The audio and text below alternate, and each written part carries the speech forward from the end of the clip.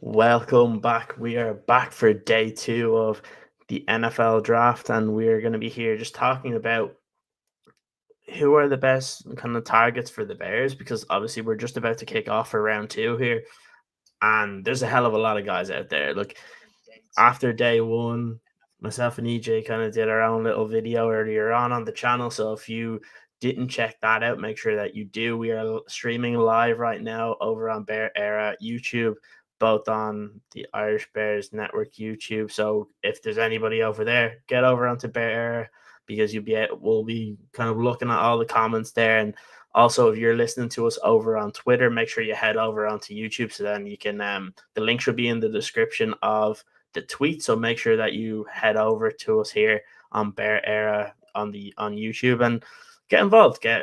Get your comments in on who you think the Bears should take at 39 and 41. Who do we not want to go within these first six picks? Because there's rumors out there that I'm not liking that the Browns are going to go offense and it might not be wide receiver. So if you're looking for a guy like a Travion Henderson, he could be gone.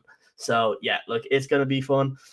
We streamed for a good amount of time yesterday. We'll stream for a decent bit here. We'll definitely go through the two Bears picks. We'll then do an analysis of who they go. And again, it could be 39 or 41, or the Bears could surprise us and move down. If they surprise us and move down, we'll be here for a little bit longer. And then if they do something crazy in round three, we might pop back on again. But so make sure that you get your comments in now, so we can talk about it, who you want to see the Bears target at 39 and 41, but also what you thought about the first round yesterday. So as you can see on the right-hand side of the screen, there's a decent amount of players there that there's some that everybody expected to go in round one, guys like Shedeur Sanders, guys like Mike Green. Obviously, there's a big red flag surrounding him, why he's still here. But then there's guys like Donovan Ezeraku, who people thought would be in the 20s. You have Nick Emanwari, who's been linked with the Bears recently. So maybe if he gets brought in, it's maybe they don't feel as good about either Jaquan Brisker. Probably more likely to do with Brisker. But then there's other running backs like the Caleb Johnson. But it's interesting because I was looking at this earlier on and the amount of edge rushers that are out there, and it's really pick your poison because it just depends on what type of guy you want, whether you want a Ezeraku, a JTT, who's one of my favorites. But again, I'm an Ohio State fan, so I'm a little bit biased there. And yeah, so it was so maybe the Bears need to help me out here, not just be taking Michigan guys, eh? So we are brothers, but this is something again that you and I just bump heads. I love Go Blue. I love Michigan. So give me all the Wolverines you can bring to Chicago. But it's interesting, Kieran, because this is something that I think is kind of been going through overnight. A lot of Bears fans have kind of digested what happened after night one, the Chicago Bears going and getting Loveland. And I think a lot of realization for Bears fans came where I think it's evident that they are going to go for best available guys that they have high on their draft board. I do think they have some form of confidence I have not seen from front offices, whether or not you like the draft pick, whether you wanted it to be Tyler Warren, whether you had your heart set on Ashton Jeanty. I do actually believe that Ryan Poles and Ben Johnson got the guy they really had on top of their board. And if you've seen a lot of social media buzz since then, it seemed like Loveland was kind of the red hot commodity. And once the Bears picked him up, there were no more trade talks. So that is kind of a little insight on what the rest of the league thought about what the Bears did. But to correlate it into round two, I think now it becomes, you mentioned the secondary, your DBs. What are you going to do with that? Do you trust what's happening with Jaquan Brisker? You still need to get somebody to help Montez Sweat. You still need depth on the offensive line. And I think everybody knows the Chicago Bears are one of three teams that want to walk away in the second round with a running back. But that is another commodity that everybody's going to try to rush and get. So this is one of those moments where this is where Ryan Poles historically in the third round has tried to make something happen, has tried to either make a trade, reach for a player, has gone for the blue chip that he thought highly of on his draft board. So I think right now what I want to know from Bears fans on the comment section below on social media is, where do you want to see the Bears go? Do you want to see them go defense? If you do want to see them go defense, where do you want it? Do you want it on the line? Do you want it in the secondary?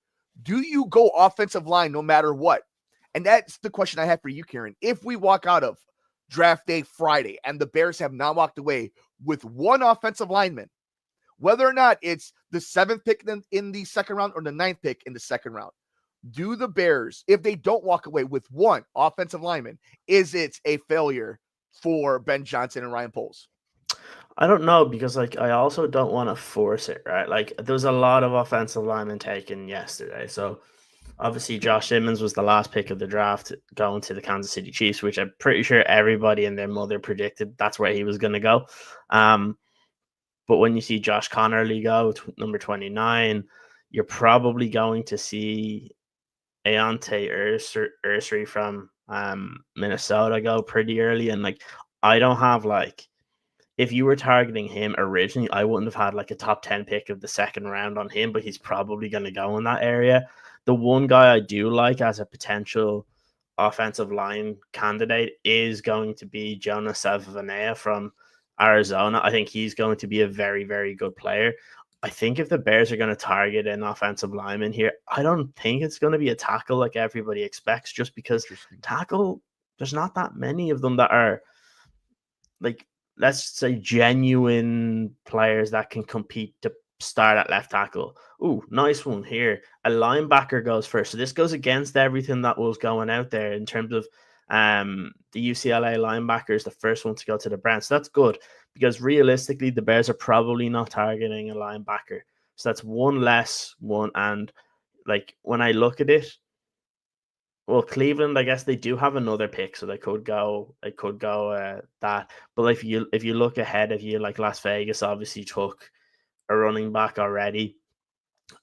Houston won't go running back, I don't think. So you're probably looking at like Tennessee potentially, Cleveland potentially, New England. I don't think New England will do that for their second pick.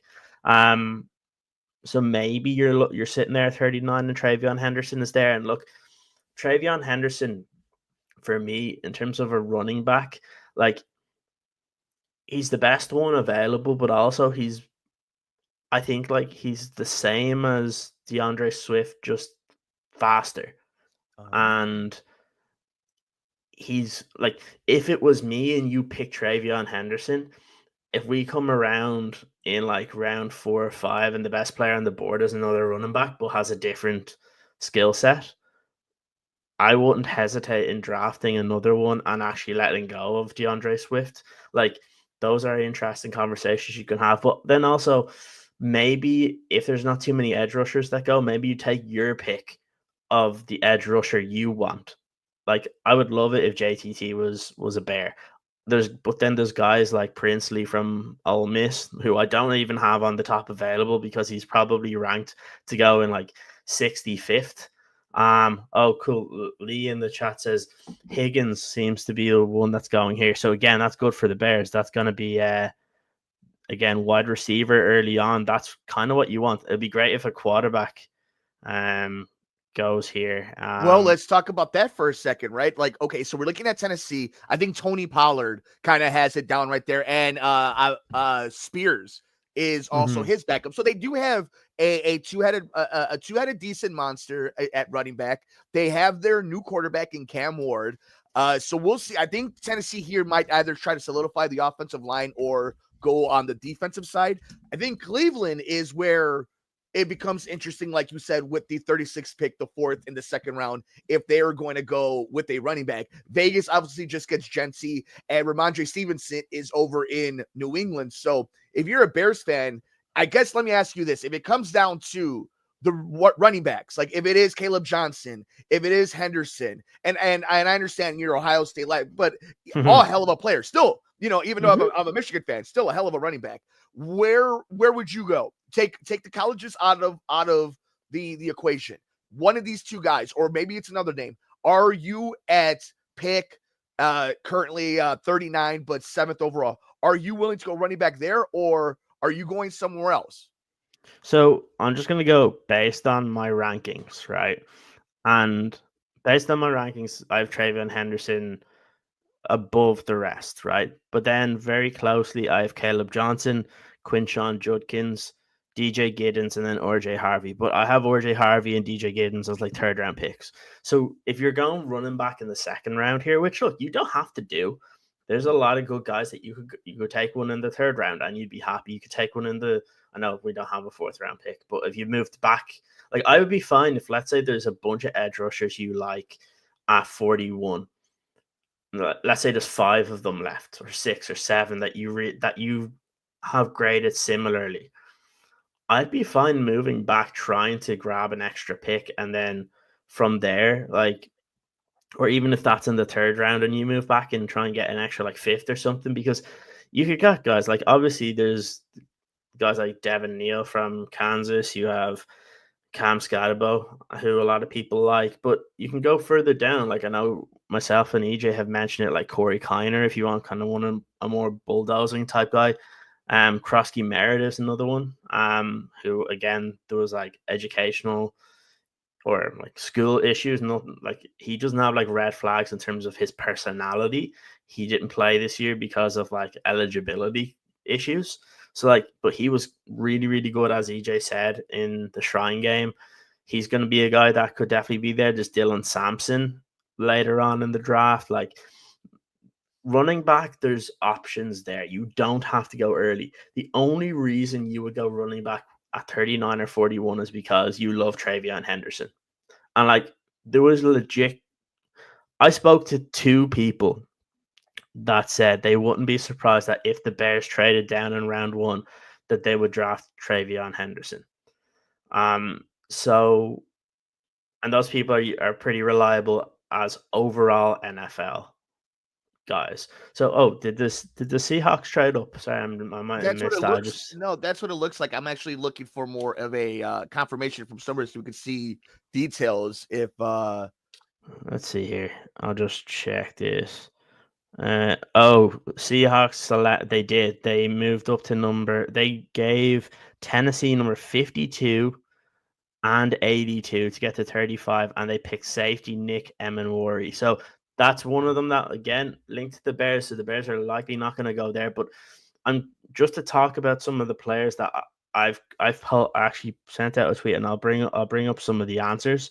I just for some of the I asked for Bears to answer their predictions. So there's a good few of them. So let me see. The first one here, Ursery and an edge. So again, still lots of options there.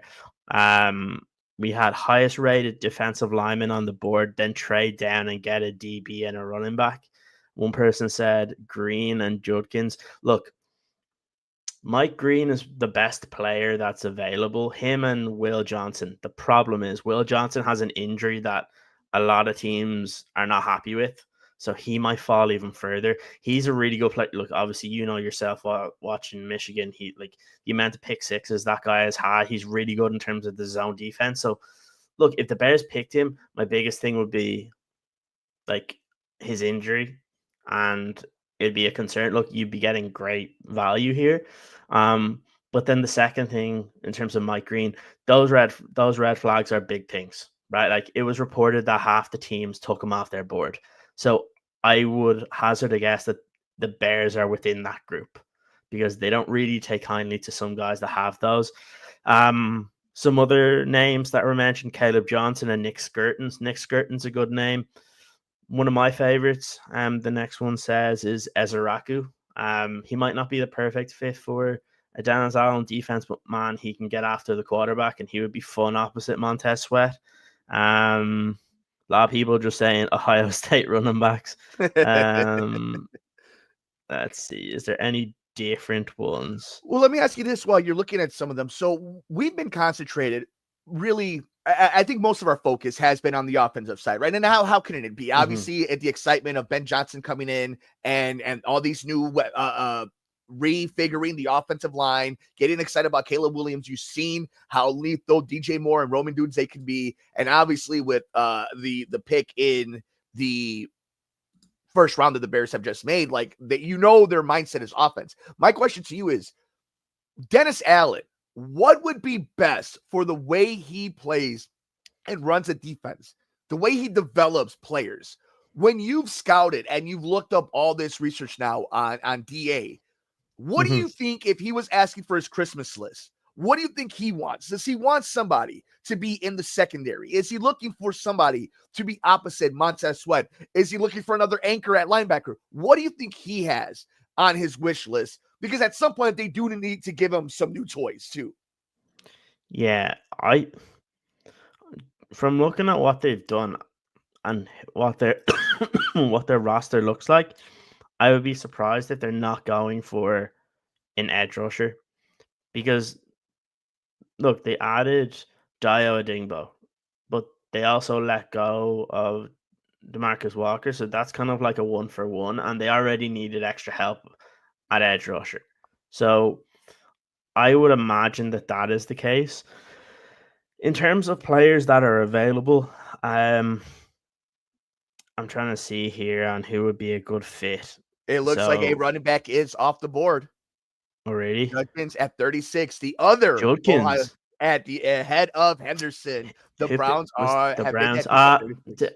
I will say that makes sense to me in terms of stylistically because he's the Mhm. closer of the players to like a mixture of like what they had when they had like Kareem Hunt and Nick Chubb. Mm. Um, he's not as explosive as Nick Chubb, but he breaks way more tackles than Travion Henderson. Henderson doesn't really fit what the Browns do. He's just uber talented. But to go back onto the edge one, so obviously Abdul Carter is the number one guy. But then in terms of the next two, look, you take Mike Green's red flags out of it, he would have been my second edge rusher in the draft class. But I don't know how far he's going to fall. So I'm gonna just discount him. I would then I had Donovan Azaraku as my number 3 overall edge rusher in the draft class. And then you're looking at guys like James Pierce, who was taken already. Other guys, Princely. I'm trying to think who looks like. I think Swinson would fit in terms of he's got the length, but I think when I look at like best pass rushers available, mirroring that with the size that Dennis Allen wants at that position, JTT from Ohio State probably fits it better than anybody else that's available right now.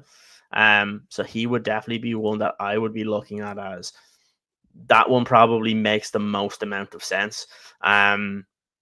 There's a lot of really good players, right? Like you could go a Nick Skirton, you go Braden Swinson, who I know EJ really likes as well. You could go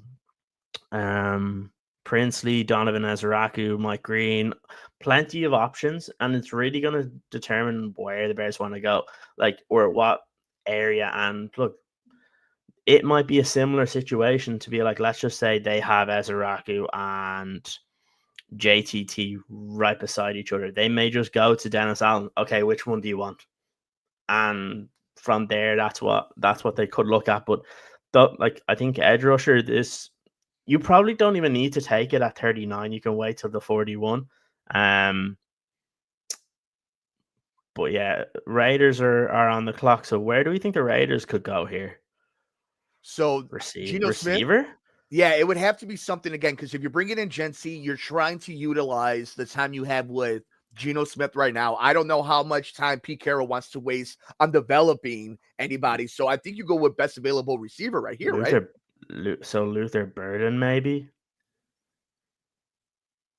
Unless you could think of somebody you want Potentially. across from Max Crosby and try to get Mm, to Patrick Mahomes. You're going against Justin Herbert. You got Bo Nix. Like you, at some point, you need to get somebody to help try to get some of those bad men onto the turf. But that could be an option in its own right there. It's just Pete Carroll is a mad scientist. This is the thing that yeah. really makes it hard because he really can do anything. He can draft the quarterback right here just to like really mess with the entire draft board and troll everybody. The question's gonna remain, right? I'm just looking at the list of the teams that are coming up. I don't know where Shador is gonna go. Like New Orleans are right behind us, or they're between our two picks, right? If he doesn't go there, like there's no way the Jets take him. San Francisco, doubt it. No. Dallas would be an interesting one. Maybe does Indy take that kind of car crash when they know the quarterback that they currently have ain't gonna cut it?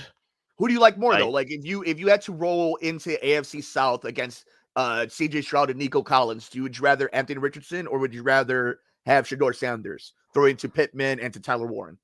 I don't know, man. Like Richardson is not a good thrower of the football in terms of he's not accurate, but he's not a head wrecker. Like he's not going to cause trouble in your locker room.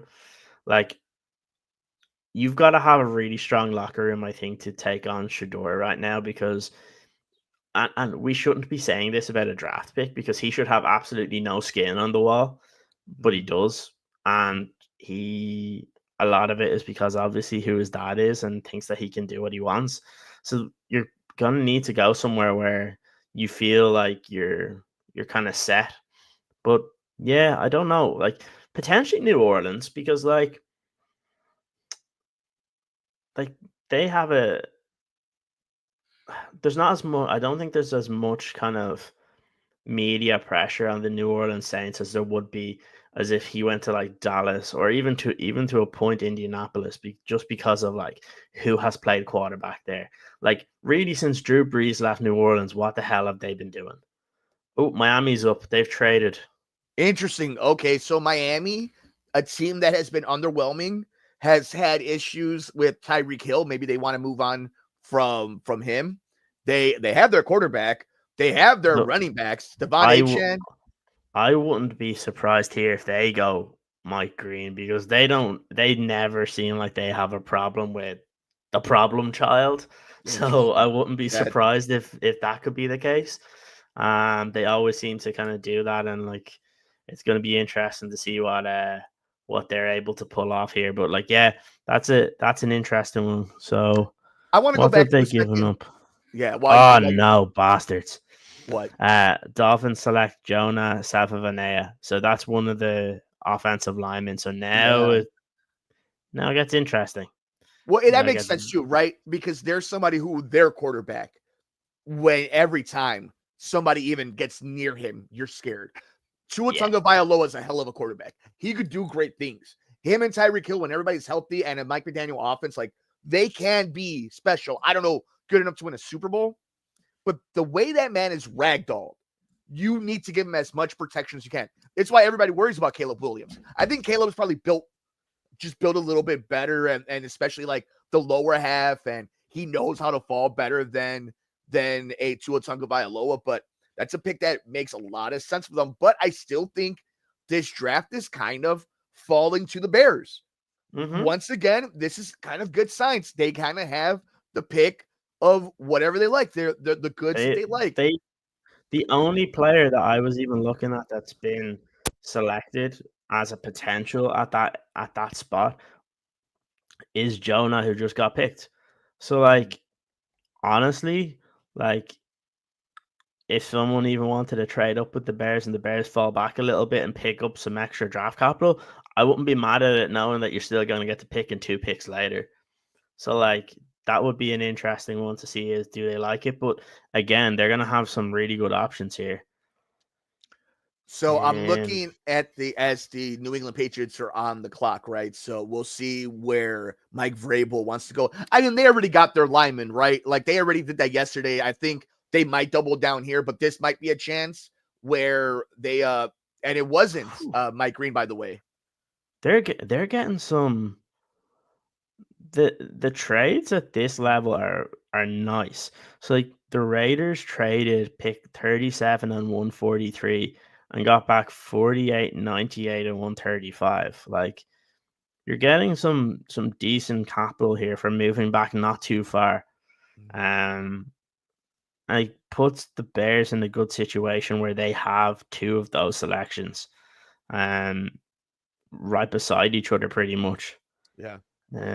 Oh yeah, I guess the other one was Nick Emanwari was another one that could have been a link with the Bears as well, that I missed. But yeah, pretty much whatever the Bears want is kind of right there. That's huge for them. There's so much value. The Bears can legitimately, if done right, can have 2 impact starting NFL players at 39 and 41 in the pick 7 and 9 of the second round. This is an opportunity for Ben Johnson and for Ryan Poles to really have an impactful Friday night and then still have a pick in the third round, knowing you don't have a fourth. This is a really good opportunity for the Chicago Bears and the Brass to get some young players. All right, at this point, we don't know who New England is taking right now, but where would you want the Bears to go? Like, do you want to continue going offense and like, do you take the Travion Henderson, or do you take, for example, Arante Ursary, who's probably the best offensive lineman at the moment, or do you now make the switch and you look at the edge rusher or the defensive tackles where you have JTT, you have guys like Braden Swinson, you have Shamar Turner, Donovan Ezraku, I don't think Mike Green's gonna be one of those guys. But there's a couple of the defensive tackles like Darius Alexander was a guy that people thought might go at the end of the first round. Like, where would you want the Bears to target at this point? I think I want to go all in on Ben Johnson. I want to go in on trusting the highest paid coach they've ever brought in. I want to go with a talent like Henderson that can give options to Caleb, that can be another protection blanket for Caleb and this offense. I do think the Saints are going to pick Shedeur. I do think the Saints are going to get a quarterback right here. So I think the Bears are safe. And you could go get Ursary from Minnesota. And here's the thing. I have a question for you. If you do get a tackle, do they start? No. The Bears seem hell-bent on it being Braxton Jones, right? So my question to you is, this is definitely a depth move. So if that's the case, if it's a luxury and you think that this line and linemen are going to get hurt, that is just a guarantee in the NFL, sprained ankles, messed up knees, messed up shoulders. I want the Bears to go all in on the guy they brought in. I want the Bears to trust in Ben Johnson and to give Caleb Williams every tool possible to find his full potential as a quarterback. And if it's a talent like Travion Henderson, I can't be mad at that. And I think I would love Travion Henderson purely because I know. Look, he has the same issue that we have with Swift in terms of the vision is not always there. But the thing is, he's a better blocker than Swift, and he's a better mobile runner. So he has that speed and he has that kind of agility that, like, if he's gone, you're not stopping him. Can you teach him about not going too fast and trying to look for the hole? I don't know. But if there's anybody that can do that, like, who Eric Bieniemy is going to be able to pull that from him. I don't know if you can do that with a guy like DeAndre Swift, who's been paid. But it's going to be interesting here to see. All right, so let's see. Has this been picked yet? Did we mention what the trade was for the Dolphins and the Raiders? Yeah, so the Dolphins get number 37, which they made their selection with, and a 2025 fifth round pick. The Raiders get 2025 second round pick number 48, 2025 third round pick number 98, 2025 fourth round pick number 135. So they basically gotten an extra third round pick, and then they swapped their fifth round pick for a fourth round pick. Yeah, no, that's a good trade. Like at the Raiders. All right. Unfortunately, it looks like Travion Henderson is going right before the Bears. He is going to the New England Patriots, and the Bears are on the clock. Wow. So I guess, yeah, I spoke too soon. I thought they were all in on Stevenson. I thought Mike Vrabel was not going to go that way. So that is a little bit of a disappointment. Again, I think this is the second time. I think yesterday was with Banks and now with Henderson, to see the Bears so close to getting, I think, a very impactful player. I think I'm at the point now where I think I would wait on a running back. I don't think you need to go, like, unless they really like Caleb Johnson. Like, I don't have him ranked at this point. Like, he would be a guy that, like, if you traded back from like 41 to like 50 or 51, I'd be fine taking him there. But I think at this point, I would be like, all right, if you like the tackle, take the tackle. Otherwise, go for the best edge rusher or defensive lineman that's out there. I would be much more inclined to go edge rusher first, box that off, and then I feel pretty good overall. That's a shame, but again, like maybe they may not have been, they may not have even gone Travion Henderson just because of how similar he was to a DeAndre Swift. We don't know who they're gonna like. At the end of the day, there's been 3 guys that have been picked. I'm Okay, with there's you. just a bunch of people talking about Travion Henderson. I saw a couple of Bears reporters tweeting, and it's literally just that Travion Henderson went at 38.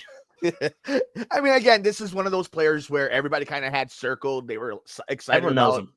him. And that's a lot of what this draft was. A lot of what was going on last night when we were live. I had the reaction of the Tyler Warren and that whole, he was the guy. He was the quintessential number 1 pick. Everybody thought this was going to be the dude that was going to be a Chicago Bear, and it's Loveland, and it's a guy coming off of AAC joint surgery. So like there was some nervousness on name recognition, but the case right here, the draft is still come down to you. You can still trade down. You can I want still edge rusher glorify the here. line.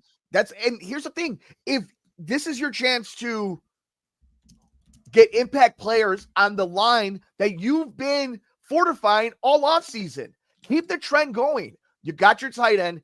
All you've done, all Ryan Poles and Ben Johnson have done since his new regime has come in, is invest money on the offensive defensive line, because that is how you win in the NFL, is through the trenches. These games are coming down to one possession. They're coming down to a big sack or a big block or being able to extend the play for an extra half second so somebody can get down the field. So right now is an opportunity where you don't have to second guess yourself. Get somebody to help Montez Sweat, somebody who's going to get pressure off of Montez Sweat, who's going to not have a spotlight on him, who's going to be able to help the defensive backs not only deflect balls, get interceptions, turn the field around, and then get help on the offensive line as well. That's what I want to see. If the running back that we wanted is gone and you're not going to go wide receiver, solidify both sides of the line. Do it now and don't think about it twice. Unless you trade down. I think get your edge rusher, because that's the one position where potentially you could have a starter here. Like a lot of the other guys that are going to be available, like may not be your start. Look, obviously running back might be a different story.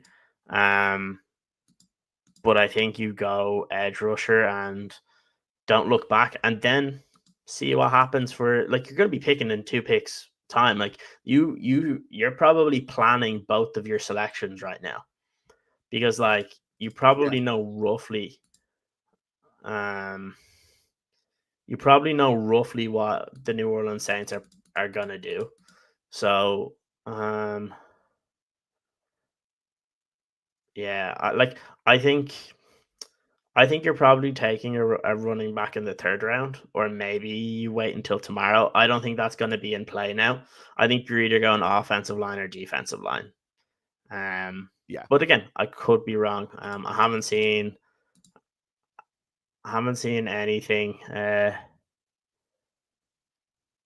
looking around, and I want to every Bears fan watching, and we want to thank you guys right now as the Chicago Bears are on the clock in the 2nd round of the 2025 NFL Draft. I am here with Kieran Hall. I'm Mike Mercado here at the Bear Era Podcast. We're live on the Irish Bears Show, the Irish Bears Network, Twitter, and of course the Bear Era Pod YouTube channel. So make sure you guys are subscribing to us right there, like and share it. And some bummer picks before the Chicago Bears, but one thing I want to make sure is clear to Bears fans watching this right now, even though they didn't get the second. Oh, wow. Or what do we got?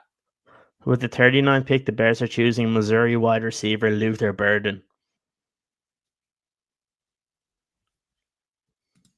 That is very, very interesting. That makes me think they were looking at one of the running backs, so they just added on to the offense. I will say Luther Burden fits what you may have wanted in a Jameson Williams style of player. He's the best wide receiver. It's not what I thought, but look, if they come around in 2 picks time and get your edge rusher, it kind of makes sense, and it still makes me think they were aiming for a player on offense. You mentioned it. They're going all out and trying to help Ben Johnson. And it's funny because this is the one player that me and EJ completely disagree on. I really like him. EJ doesn't like him. So it's very, very funny. But I know Matt Miller had Luther Burden as, I think it was his first or second rated wide receiver overall. So Burden is now their slot receiver. And again, Caleb Williams has pretty much he has nowhere to hide now. So let me ask you this, because it's been something that I think the thesis of both of us talking about it the last few days. I think this confirms it, right? Ben Johnson, they're going all in on what Ben Johnson is going to do. Does this feel like a reach, in your opinion? No. I'm gonna pull. Yeah, while you're doing that, this is from NFL.com from Lance Zierlein. We did this yesterday for Tyler Warren, and this is for the Chicago Bears' new wide receiver. I know what you're gonna say here. Luther Burden the third. It's the comp, isn't it? Yes. So yeah, the comp is Garrett Wilson. I mean, listen, if you got yourself Garrett Wilson with Rome Odunze and DJ Moore in a Ben Johnson offense, God bless you. That's awesome. Go for it, please. I'm just trying to pull up some of my notes on him here. Where did I have it? Scroll down. Okay, let's just do some of the stats. So height 6'0", 206 pounds.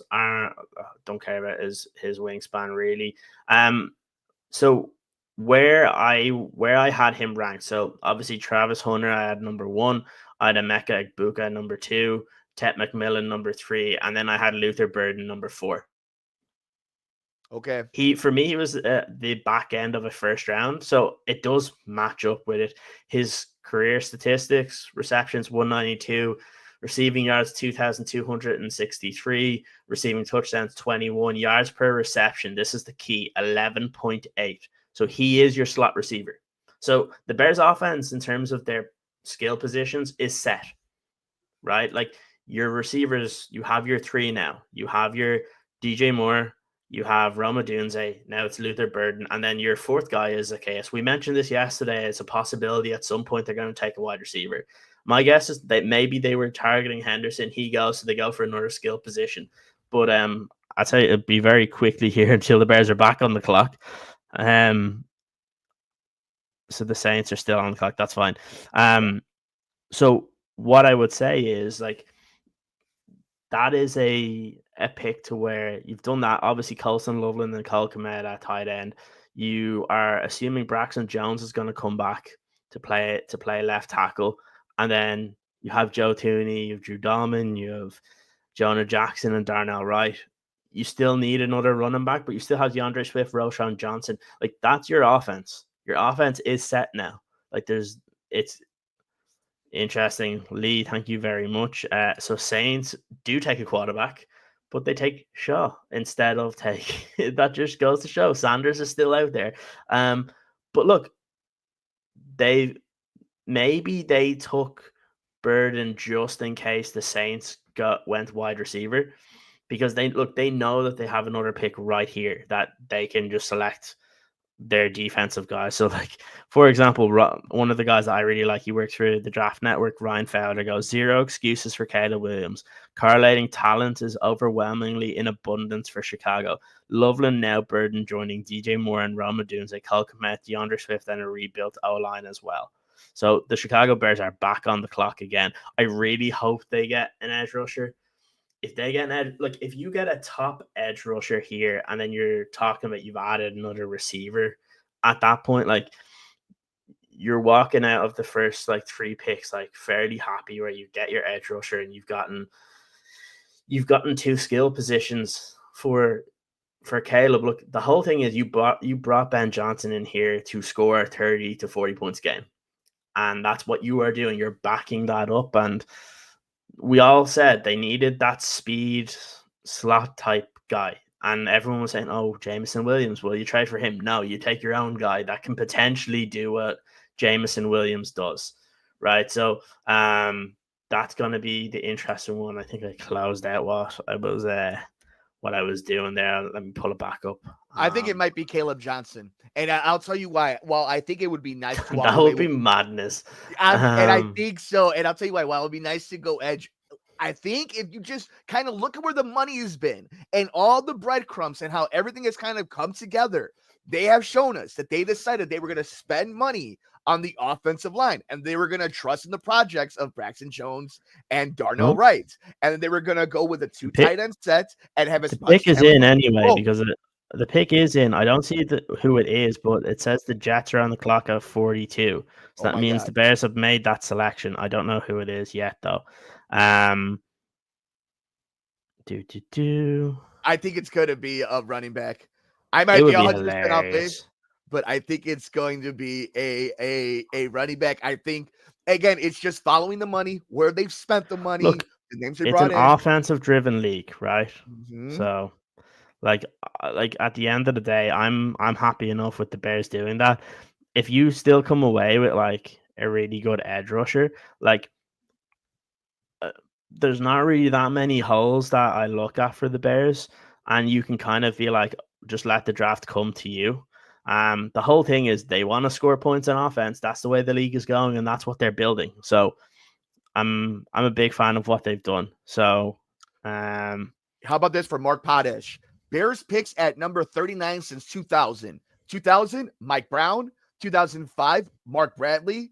2015, Eddie Goldman. 2018, James Daniels. 2021, Tevin Jenkins. 2022, Kyler Gordon. And 2025, Luther Burden. That is a lucky spot for Bears. It seems like number 39 might just bring another big-time player for the Chicago Bears organization, as they have brought in Luther Burden to the Chicago Bears, another weapon for Caleb Williams, as we are waiting for the Chicago Bears official 41 pick in the NFL draft to come in. I'm Mike Mercado. He's Kieran Hall. We are here on the Bear Era podcast. Thank you guys so much for making us a part of your Friday night draft night. 2025. Bills traded up with the Bears. Here we go. Okay, talk to me. Lovely. That it's going to be interesting to see what we get back here, but that is what I wanted, because I was like, you take your pick at 39 and then you try and accumulate some draft capital. Let's see, what did the Bears get? We will wait for a report. It would have to be a decent amount because the Bills would have been fairly far back, right? Yeah, as I look right now, I will give you an exact.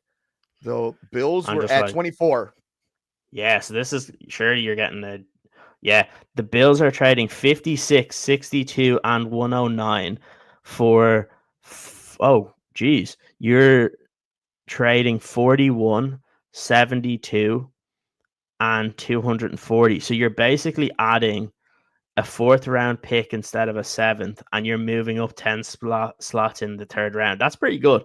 You've added a fourth round selection, and considering you already have 2 7th round picks, like that's pretty good. I'm happy with that. What does that tell you? What does that tell you about what you think Ben Johnson and Ryan Poles saw? I think what they see is that they have too many players that are very similar, and they don't feel like they need to make a selection right now, and they wanted to add more draft capital. Like, we're now talking about it as the Bears are in a position here where, like, it makes today fun. We're going to be streaming a little bit longer today, guys, because we have an earlier pick in the 3rd round. You're basically at 62 has got to be. Is that at the top of the 3rd round, or is that still in this? 62. Yeah, 62 is the 30th pick in the 2nd round. Oh, so you have 2 2nd round picks then, two more 2nd round picks to go. That's interesting. That's fascinating.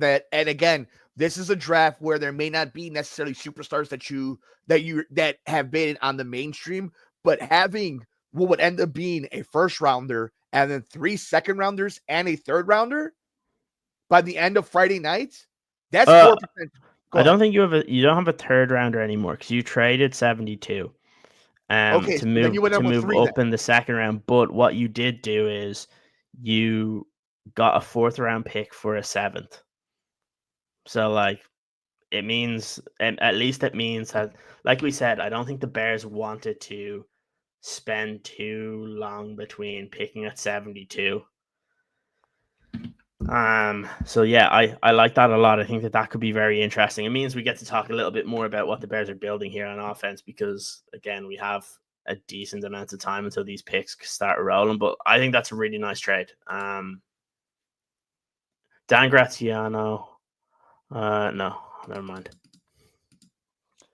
And we want to So now, make sure you guys are commenting down below if what do you guys think about it, because we want to read and we want to be interactive with you guys, because we have now a few picks until the Bears are back on the clock. So please let us know, what do you think about them trading down with Buffalo, what they got back, what they have done so far in the NFL draft.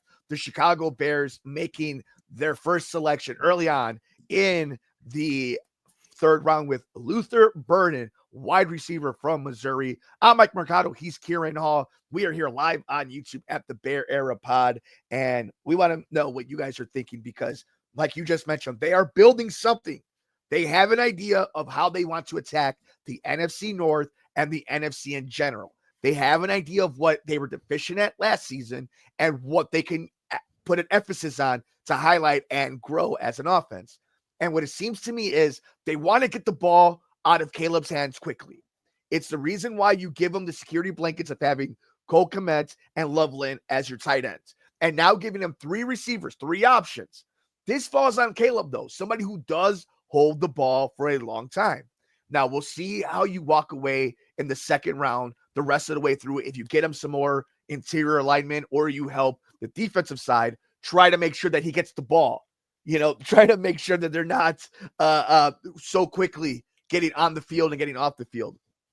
I think right now, I'm actually very excited. Having a few minutes to really digest what we've seen the last 10, 15 minutes, they seem very composed.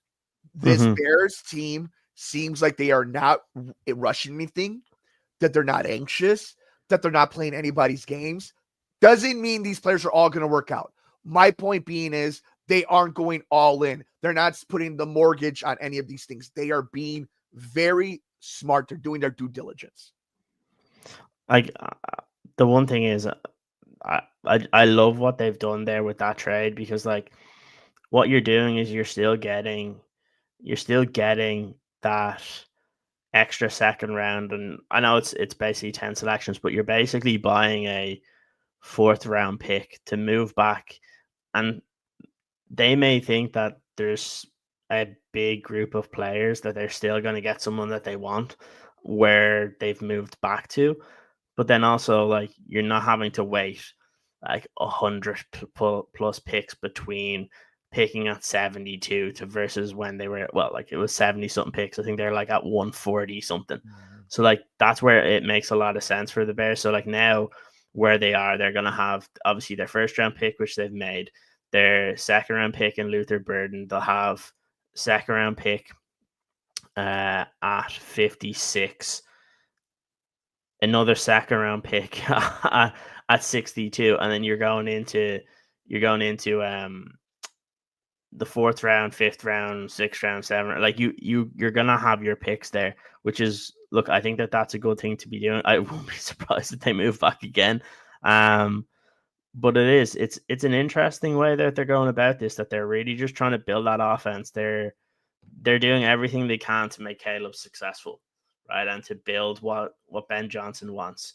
What did we say that we needed to be able to do when what did we say? Like when Ben Johnson came in, we were like, you need to be able to try and build a team similarly to the offense that he was building in Detroit. First step was rejuvenating that offensive line. They bring in 3 out of the 5 starters. So they've done that. Look, could they get a left tackle? Yeah, but look, at this point in time, you're getting somebody in here that would be competing with like Karan Amagaji to be your premier backup. Braxton Jones is your starter, and that's it, right? Thank you, Lee. So the Jets are taking tight end Mason Taylor. Look, again, that's really good. The 2 players that have gone just now, I don't think either one of them the Bears would have been targeting. In terms of Sanders, who went the defensive tackle from South Carolina, he was the one that went to the Bills. So obviously the Bills really wanted him. You then have Mason Taylor, who was an exceptional tight end. The Bears are what, 1, 2, 3, 4, 5, 6, 7, 8, 9, 10, 11, 12, 13 picks away. Until the Bears are on the clock, and then they'll be on the clock twice very, very quickly after that. So yeah, like I think it's going to be very, very interesting here. I think the Bears are looking good. Lee says, with that 4th round pick, Collins or CJ West, I don't know what it is about CJ West. If it's just the fact that he went on an interview with CHGO and now everybody loves him, or is it just that he was with Indiana and there's a lot of fans that are fans of them? Like, there's way better defensive tackles out there. Like, I could name 7 guys I would prefer right now over CJ West. So, look, if it gets to that point and it's the 4th round, he's the best guy on the board at defensive tackle, cool, that's a different story. But I've been seeing people saying, oh, take West at like 41 or take him in the 3rd round. I'm like, no, no, like definitely not. There's way too many good players. Like, what I'm hoping here is, like, if there's not a little run on edge rushers, like I'm still looking at it where Donovan Ezaraku is still there. Mike Green is still there, which again, I don't think the Bears will take him, but still, it's an edge rusher that someone else might take ahead of the Bears. You've Nick Skirton is still there. You have Braden Swinson is still there. JTT is still there. Princely from Ole Miss will still be there. So that's 6 edge rushers, which the Bears are probably looking at, and they might like 4 or 5 of them. They're like, well, at least one of them will get there to where we're trading back to. You could go corner if you wanted to, like Trey Amos from Ole Miss, or like Will Johnson still there. Obviously, that injury is pretty bad, because you would imagine that he would have been selected way before now. I think Ursery is falling because that's where he should be going, like a little bit further down.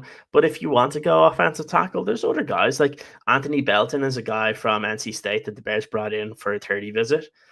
He'd be a nice option. I wouldn't be surprised if he was a target around those 2 picks that the Bears had, because that's probably where I would rank him. You have guys like Charles Grant from William & Mary as well. He's an option, very athletic guy. Like a lot of the guys that really go in on the offensive line analysis do have high hopes for him. Logan Brown as maybe like a 4th round pick as a guy you could bring in. Won't be your starter, but can definitely compete. There's a couple of guys there that you can kind of look at. But I think defensive line, there's going to be a lot of players that are going to be available. I'm going to pull up some of like the best available. And while you do that, let's do a quick shout out for the YouTube friends right now. Thank you, Chris, and thank you, Travis, for some of the thoughts. Travis, do you guys like Milam later on? I love him. I would actually. We were talking about this. Oh, which stream was this? I think it was our 1,000 subscriber stream, and EJ brought it up, and he was like, the guy, just in terms of like, I think it was pure pass sets and their win percentage, or in relation to that, and obviously the top, I think we're going through like the top 5 or 6 names, and like the first 3 guys were the guys like you would expect at the top of the draft, right? Like you're talking about guys like Armand Membu was one, Will Campbell was another, but then I'm pretty sure number 3 or number 4 was Wyatt Milam. So like, again, he's a guard. He's going to play guard. He's not your tackle. So if you want to bring in another guy to compete on the inside, or somebody that in a pinch could go play tackle, kind of like Jonah Savanea from that got picked by the Dolphins, like he's definitely an option. I actually like him more than Ursery. Like I think people are kind of over or pushing Ursery a little bit up the board because he's the next pure offensive tackle, but there's better offensive lineman. Yeah, Lee mentions Miles Fraser is an option a bit later on. Like you can get interior guys. Like there's going to be guys available here. Like I even look at it, and this is one I think the Bears might actually target in maybe the 5th round. Is Josh Gray, one of the interior offensive linemen for Oregon State. The reason I say that is Oregon State's offensive line from this past season is the assistant offensive line coach for the Chicago Bears right now. So again, looking at those links, that could be one. So again, I don't think you're going to need to force that move. But again, look, there's a lot to like here. I'm gonna just pull up some of the. I'll go defensive tackle first if the Bears wanted to go at that point. So there's Darius Alexander, so 6'4", 305. Matt Miller comped him to Larry Ogunjobi.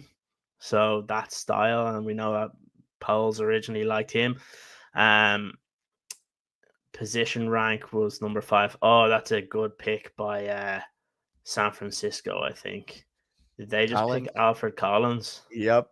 Alfred Collins. That's a nice pick. Mm-hmm. Yeah, so that's one of the D tackles gone. But like there's still quite a lot. So like for example, if you wanted to go defensive tackle, I don't think the Bears do because they know that they can put Dio on the inside. They just spent on Grady Jarrett. They might go like a backup nose because they do need that. But like you still have Trevon Dexter there. You have Grady Jarrett there. You have Andrew Billings. Okay, so maybe later in the draft you get somebody in behind Andrew Billings. Like that could work. But there are other guys. So like Shamar Turner, I like Omar Norman a lot. I really like him. He reminds me a little bit of a Khalija Kansi that was drafted in the 1st round by the Tampa Bay Buccaneers. He's an interesting one. JJ Pegues from Ole Miss. Again, he's a good one. Deon Walker is okay. I know CJ West was mentioned. Jamari Caldwell, who will be probably later in day 3, can give you a little bit of pass rush on the inside. But look, where it becomes interesting is the edge rushers, right? So the guys that are still available are Mike Green, who would have been expected to go like very, very high, and he hasn't.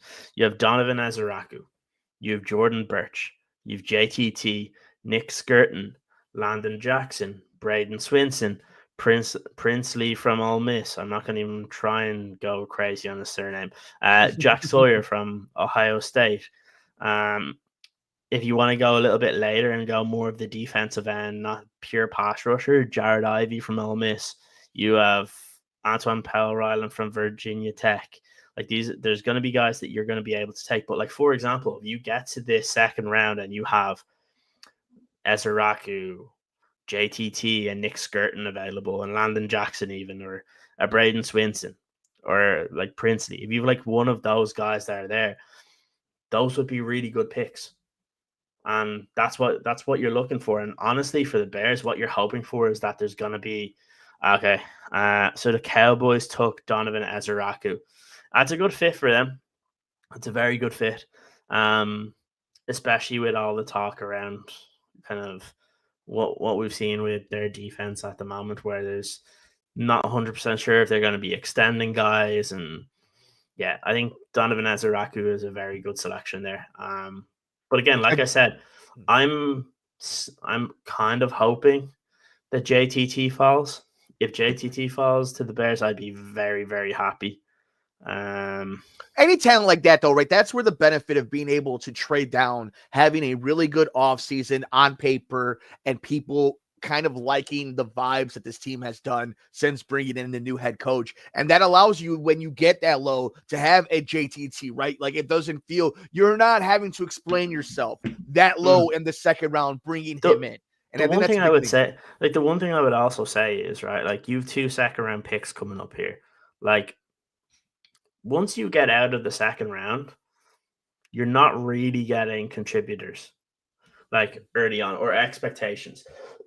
Like in the 3rd round, like you're hoping someone falls.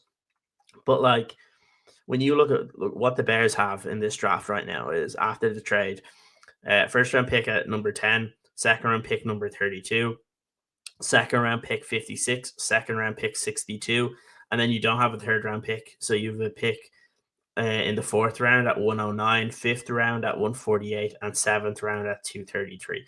If the Bears want somebody in the sixth, they'll be able to buy a sixth round pick pretty easily. They might even just have to go a seventh round, trade their seventh round pick this year, trade a seventh round pick or a sixth round pick next year if they want. Those ones are easy to find. Maybe they get to 62 and they get another offer and they move back again and get an extra third round. But I would be inclined to looking at it as first round pick in 3 seconds. You could come away after day 2 with 4 players that could be at least contributing for you and potentially starting for you. Like, let's say they get an edge rusher 56 and then at 62 they go and get Caleb Johnson. Well, then you could be looking at your starting kind of power slot tight end in round 1, your starting slot receiver in the start of round 2, a starting edge rusher, and a starting running back.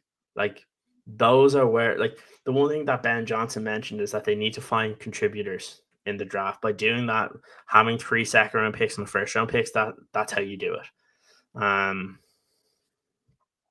This is good from Lee. Sanders might get picked in 2026. How far is he going to fall? Is he going to fall to day 3? Oh man. I don't know, because maybe the Rams. That's an interesting one. That's okay. Let me ask you this though: where is the drop off in this year's draft? Where does it start becoming where some of these guys are? Last year, for example, we were getting NFL starters in the 4th, 5th round. We were getting dudes that were going to make impacts right away, late in an NFL draft. It doesn't seem like that's going to be the case this year. There's going to be the exception to every rule, but just giving down the rundown and then seeing somebody like Shedeur who's going to fall.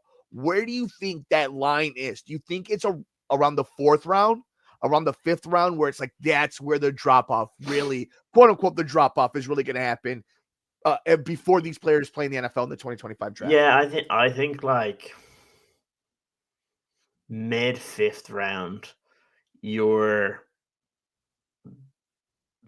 trying to make a projection. It's probably going to be more of look, there'll be running backs at that point that will start. There'll be running backs that will get picked in the 5th round, the 6th round. At the end of the year, people will be like, how is that guy a 5th or a 6th round pick? And the reason why they're a 5th or a 6th round pick is simply because JTT went to the Colts. That's a shame. Yeah. So there is a little bit of a run on the edge rushers, but there's still plenty. I'm still holding out hope for a Swinson or a Nick Skirton would be good. But look, the Bears obviously have an idea of where they're going to go. If they feel like most of these guys are going to go, if they want to move up, they have capital to do that. But I'd say they're probably still just going to stick to where they are. What does that say to you about, and we'll circle back in a second, but I can't get following the money, right? We saw that they invested on the offensive line and they didn't pick any offensive linemen. They've had some opportunity to do so. We saw that they had a chance to pick a running back, pick somebody on the edge, and they decided to trade down. Does it tell you that they really are trusting the scheme, the veterans, and how they might have underperformed and might have underachieved under the last regime, that they're counting on Dennis Allen to get the best out of the roster so far? Is that an indication maybe on the way that they're going through this draft? I think what they're doing here is very, very simple. Is they're trying to add players here that, yes, will fit the scheme of the new guys coming in here. Defense, people forget, right? Now there's no excuses for the drop off that they had, but the question is how much of that was everything that was going on. The defense is not bad, right? When you look at your overall defense, right? So you've Montez Sweat that's going to be your starter. You're going to have either one of Grady Jarrett and Jervon Dexter alongside Billings. You then have Dio, who's going to be your other edge rusher right now. You still have, in terms of when, because for 70% of the time you're playing with nickel anyway, so that's Kyler Gordon. So then on the field, you're going to have TJ Edwards and Tremaine Edmonds. You have a couple of younger players at linebacker that can kind of fill in at the other linebacking position. But then you still have Jalen Johnson, Tyreek Stevenson, Terrell Smith. You've added a couple of other veteran corners. Kevin Byard and right now Jaquan Brisker are your two starting safeties. Like, if those guys are going into the season healthy, like, you could be taking somebody on defense that won't start for you. Rams go tight end Ferguson. Well, that's good. More tight ends, the better. Yes. A quarterback would be nice too, somewhere right here. It's a little bit of something that we know the Bears don't need, because it feels like even though the Bears have had a nice draft, things have kind of gone their way. It also feels like every time that the Bears are about to come up, they're getting sniped left and right. Right. The Chargers are right in front of them, which is a problem, which is a big problem, because the Jim Harbaugh just kind of knows how to twist that knife against Chicago Bears organization. God, I want to know what the McCaskies get to that man to piss him off so much. We are here, though. We want to thank everybody. A quick reset, because we have been going a little over an hour here on the Bear Era podcast. I am here with Kieran Hall. I'm Mike Mercado. Thank you all so much. The Chicago Bears are on day 2 of the 2025 NFL draft. Earlier on, if you missed it, with the 39th overall pick, the 7th in the second round, the Bears selected wide receiver from Missouri, Luther Burden III, and then later on traded their 41th pick to the Buffalo Bills, now with other picks along the way. We'll get into those details a little bit later as it continues. Now we're waiting for the 56th pick from the Chicago Bears, and a lot of questions now. Will they get somebody on the edge? Will they get somebody to help Montez Sweat? There has been a run on that position. Will they It's an go interesting running back? one. It's an interesting one that Luther Burden, just I see this here, that the Bears, obviously they drafted Colson Loveland, who just turned 21. Burden is the second youngest wide receiver in the draft class. So they are going young. So it's an interesting one. It's definitely going to be one where, like, like I said, me and EJ kind of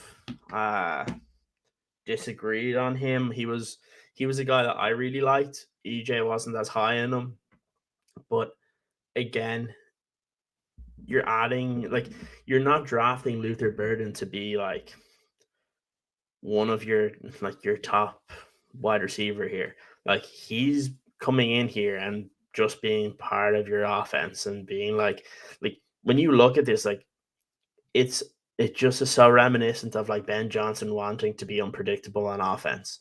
That, like, you could have Luther Burden, you could have DJ Moore, Rama Dunze out there, Colson Loveland out there, Cole Kmet out there. Then what will they do at running back? If they get Caleb Johnson, then you could have like Caleb Johnson, DeAndre Swift, Roschon Johnson. Like, you're looking at a team to where it's going to be very hard to predict what they're going to do on offense. And that's what makes this really fun. And that's why you brought Ben Johnson here. Oh, listen to this. How about this from Adam Schefter? Just a full circle moment, right? So the Panthers-Bears 2023 blockbuster trade is now officially final. The Bears received, obviously, DJ Moore, the 2023 first-round pick, which ended up being Darnell Wright, the 2023 second-round pick, which ended up being Tyreek Stevenson, the 2024 first-round pick, which ended up being Caleb Williams, and the 2025 second-round pick, which was Luther Burden. And the Panthers received Bryce Young. So I know what I would prefer. I wonder what Kieran, it's a tough decision. Which one do you think the Bears should have? Do you think they regret their decision? Well, to be fair, I think part of that trade they ended up drafting a punter as well. So, like, I'm very happy with what the Bears were able to accomplish there. Again, it's one of the biggest. Oh, Cardinals take Johnson. Is that Caleb Johnson? Okay, let's look. I am looking for. If that's the case, then I'm not picking. Oh, Will Johnson. That's fine. Okay. That's fine. But there's too many Johnsons going around. So yeah. Well, let's look at the board really fast because that was a name that, like, when you saw happen, it kind of, I think, the Freudian slip, right? Like, oh, Caleb Johnson getting off the board is another disappointment. Let me ask you this: looking at Arizona, Vegas, the Bengals, the Seahawks, Denver, Tennessee, Tampa Bay, Green Bay, the Chargers, anybody there scare you to snipe you when it comes to Johnson? Just off top of brain when you heard some of those names? Vegas, no. Cincinnati, yes. Seattle, no. Denver, yes. Tennessee, yes. Tampa, no. Green Bay, no. Chargers, no. So there's So still some line. so there's still some possibilities, but like the one thing I would say is right, like there's a lot of guys that are available here that you could potentially go. Like I said, I'm going to discount Mike Green just because like he's still falling and there's a reason, right? So guys that I like, if you want to go corner, Trey Amos is going to be, it'll be the top guy because Will Johnson is now gone. If you want to go in another like, I don't think you'll go center because we signed Dahlman on a multi-year deal, but like Jared Wilson from Georgia is a good player. Shamar Turner, the defensive tackle from Texas A&M, and Nick Skirton, like I was higher on both of those players than Shamar Stewart, who went in the first round. So there's that. Arante Ursary, you're looking now where you're talking about him is like on the board here. He's ranked as, so Will Johnson's gone, would be in the top 10 now of potential players. You're not going to go Jalen Noel from Iowa State because you've already taken your receiver. So Jordan Birch is an edge rusher you could potentially go. You could go, like I said, Caleb Johnson. You could go Landon Jackson at edge rusher. You could go or Omar Norman Lott at defensive tackle, which I would have much higher. Like there's still quite a lot of players there. Like if we want to go, like let's look at the running backs, right, and see.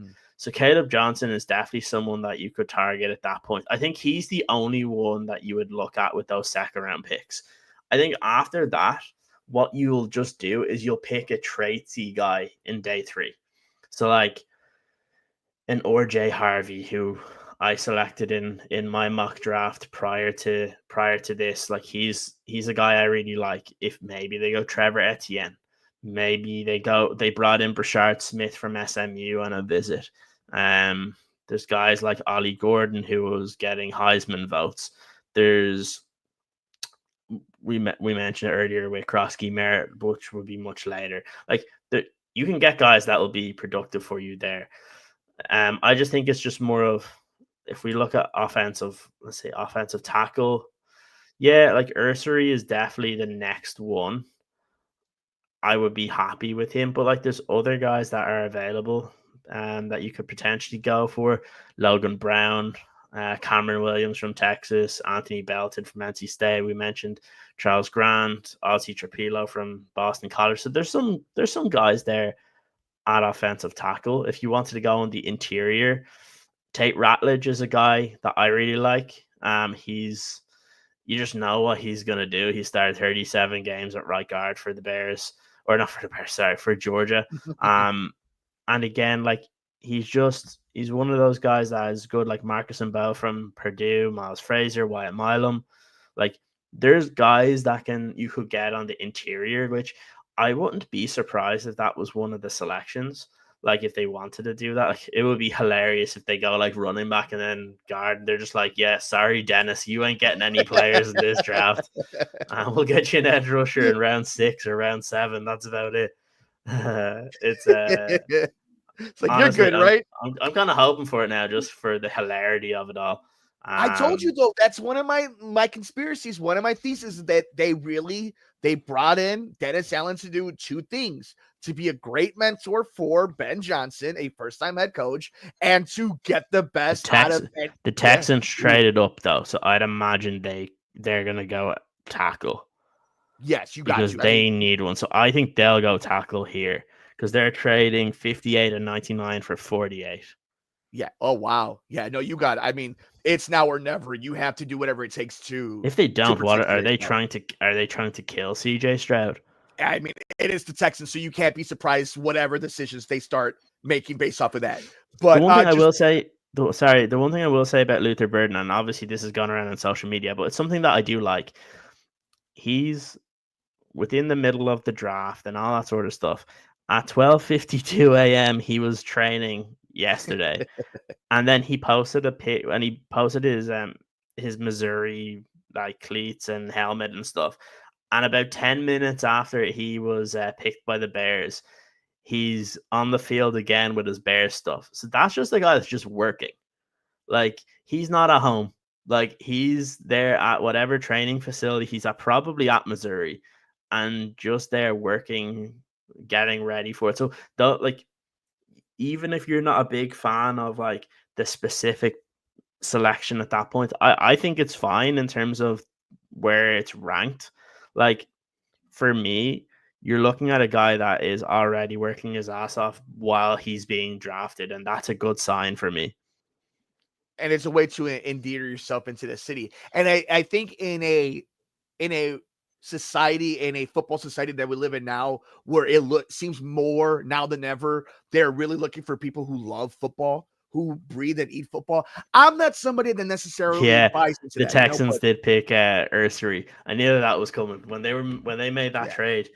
At some point, they were gonna go get a tackle. So just on that, I don't think like at that point, like you're probably waiting, Mhm. man. Like you're probably waiting to take a tackle then, because I don't think really there's any that you're 100% of it like in the second round. Like there's guards like I would be fine with a Tate Ratledge or a Wyatt Milam.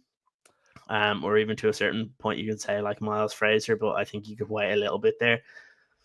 But yeah, I think it's very likely that if you're going offense, it's running back, or you're going to go defense, which there is still a hell of a lot of edge rushers that are there that are very, very good. So yeah, Elephant going in to the be room. interesting. Elephant in the room. Let's say we get here, let's say in the next half an hour, we get Mm-hmm. to pick number 56. Let's say Mike Green is still available. Do you just do it? We talk about potential character issues. We talk about injuries all the time. We talk about all the different X factors. Talent is talent. And if they play 17 games, if they make impacts in the NFL, football coaches only care about will you be available on Sunday and the rare occasions on a Thursday and Monday. So my question to you is late in the second round, if a talent like that is available to get an edge that can be an impact player, do the Bears do it? It's not a first rounder. It's not the same as Jalen Carter. And you do have Dennis Allen along with some pros of pros on that defensive side. Do you do it?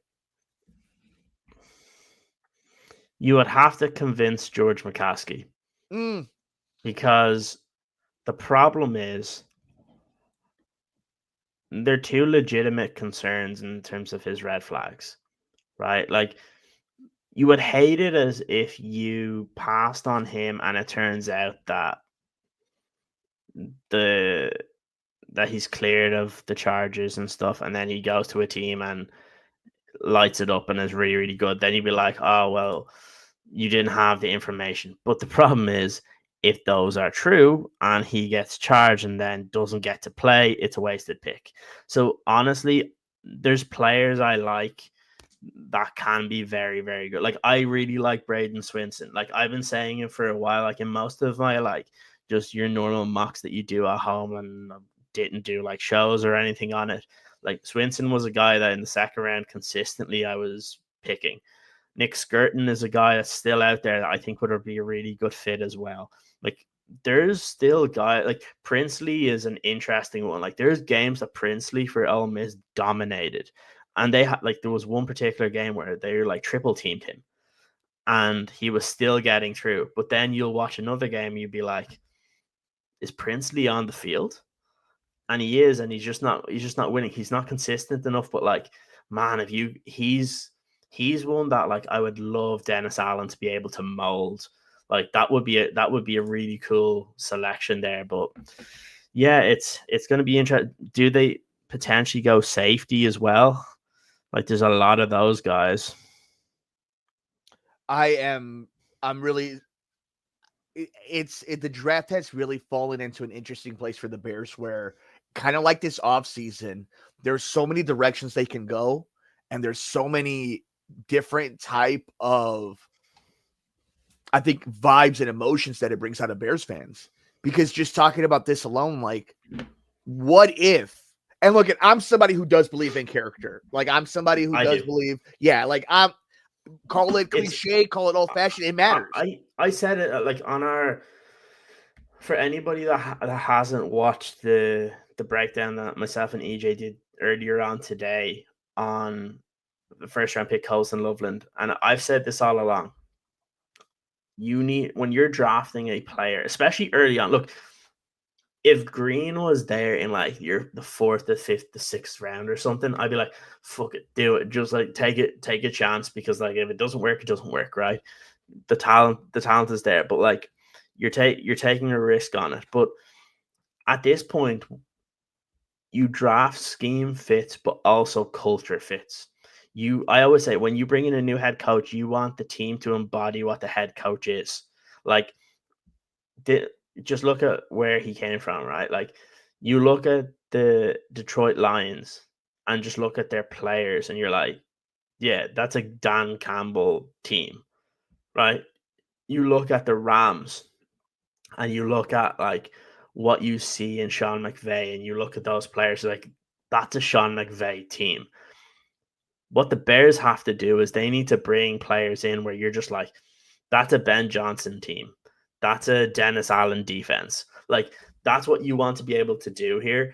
And that, like, I will say, like, from where the Bears were selecting, most of the players we spoke about back there of where the Bears could be interested in are still available. Like, for example, the Bengals selected Demetrius Knight Jr., linebacker. So again, that's not one that impacts the Bears at all. So that was one of them that we were saying potential for a running back, and they didn't take one. So really, you're looking at Denver. Mm-hmm. Is the only other one I think would take a running back at this point. And it makes sense for Sean Payton. Like, it makes sense for what they're trying to do, the type of offense he likes to run. It just depends if he wants to go for one now, because there's still, like, there's going to be players there on day 3 that you can add that will start for you. And like, the thing for the Bears is, whoever you pick doesn't have to be like, it's not like they're your full-time starter. There's going to be a mix of players. Roschon is going to get his snaps. Like, DeAndre Swift is going to get his snaps. And the other thing that happens, and it happens every single time, these different teams picking these running backs that come in, veterans get cut. You could add somebody in, whether it's even at training camp and stuff like that, where like they're productive players. Like, there's probably still running backs that are on the free agent market, right? That like, if you didn't get a running back, or you didn't go for a running back, like, there's still probably guys out there that you'd be like, oh yeah, he could still work. Like, I'm just gonna look this up right now to see, is there actually any. Very, very funny, actually. So there's still I don't know if this is correct. I'm on Spot Track right now, right? So guys that kind of stick out to me, which I'm surprised about, and this may just not be updated properly, has Nick Chubb not signed anywhere? That's literally the name I was looking up right now, is Nick Chubb, is whether or not And he's available. the one that I was actually looking at was Jamal Williams, because Interesting. that's who Ben Johnson had with Detroit linked up with. Like, he had him linked up with DeAndre Swift. And that year, I think Jamal Williams had like 15 or 16 touchdowns. It was like he got himself paid, basically. But yeah, exactly like what Nick Ryan Chubb says is a here. free agent. What about Nick Chubb on a 2 or 3 year deal? So like, let's say you come out of this draft and you just pick a running back in like the fourth round pick that your fourth round pick that you just got back, or your fifth round pick, and you're like, we don't want DeAndre Swift, so we're gonna let go of DeAndre Swift and bring in Nick Chubb. Like, if you bring in a Nick Chubb, I feel confident that the coach can coach whoever. Like Eric Bieniemy, that's fine. I do want the Bears to go, and I think they'll take a running back at some point here. This is gonna be a little bit of a hot take here. There's going to be running backs that will be signed as UDFAs that will get consistent minutes in the NFL this year. That's how good the running back class is. And it's not just that, like, there's players that are talked about quite highly that I don't like. Like, I'm not a big fan of Cam Scadaboo that people like because it was the big storyline, right? Like, but I just don't know how his game translates to the NFL. So I would love if the Bears take him. I hope I'm wrong, but he wouldn't be like one of the guys at the top of my list. RJ Harvey, for me, is this year's Bucky Irving, where I think he's going to start for a team and potentially get to close to 1,000 yards rushing, and is not going to get picked until like the fourth round. He's the guy. Like, if let's just say Caleb Johnson got picked before the Bears, I would want them to wait until tomorrow and then take RJ Harvey. That would be the one that I would really hope for. And Denver has made a pick, and it looks like they are trading down. Oh, so we are waiting. With the Panthers. There we go. That's good. So again, yeah, one of the adversaries for the Chicago Bears. Seattle took Arroyo, so that's another tight end. So this is what I'm saying, right? Like, the Bears just added, they got their fourth round pick back. They got another second round pick instead of the third. And the players that they were probably looking at all the way up at 41 are still there. Mm-hmm. It's falling to them. It really is falling to them, and they haven't had to overextend themselves. They have, at the very least, have gotten the guys they wanted, have found pieces to this scheme for their new head coach. Like, it's big. Like, for example, right, from where the Bears picked, they got Burden. So then Tyler Shaw was the quarterback taken right after. So they trade down with the Bills, and TJ Sanders is picked. Mason Taylor, tight end, is picked by the Jets then at 42. 43, Alfred Collins, he was a guy that I was a big fan of. I would have liked to have him. But again, he's more of your three-tech. So you've already got two players for that position. So probably wasn't going to be the selection. Donovan Ezeraku, he was one of my guys at edge rusher, but rightly, and it's been pointed out rightly so, that he doesn't have the ideal size for a Dennis Allen edge rusher. So that's one that, like, okay, JTT is one that I was hoping would fall. He didn't. He goes to the Colts, so that's a good one. Ferguson goes then at 46 overall to the Rams, and that doesn't matter to us because we already got our tight end. Will Johnson, cornerback, goes to Arizona. Again, I don't think the Bears would have been interested too much there just because of the injury.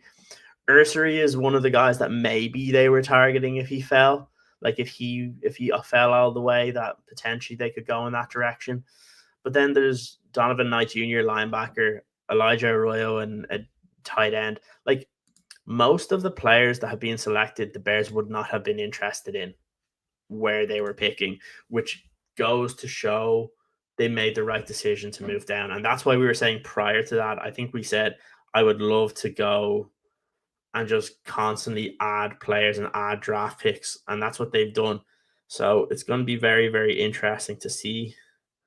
Got something for Courtney Cronin. This is Courtney Cronin on X. Luther Burden said that he didn't talk to the Bears much in the pre-draft process and was surprised that Chicago drafted him, which almost makes it seem like they didn't think he was going to be on the board for them.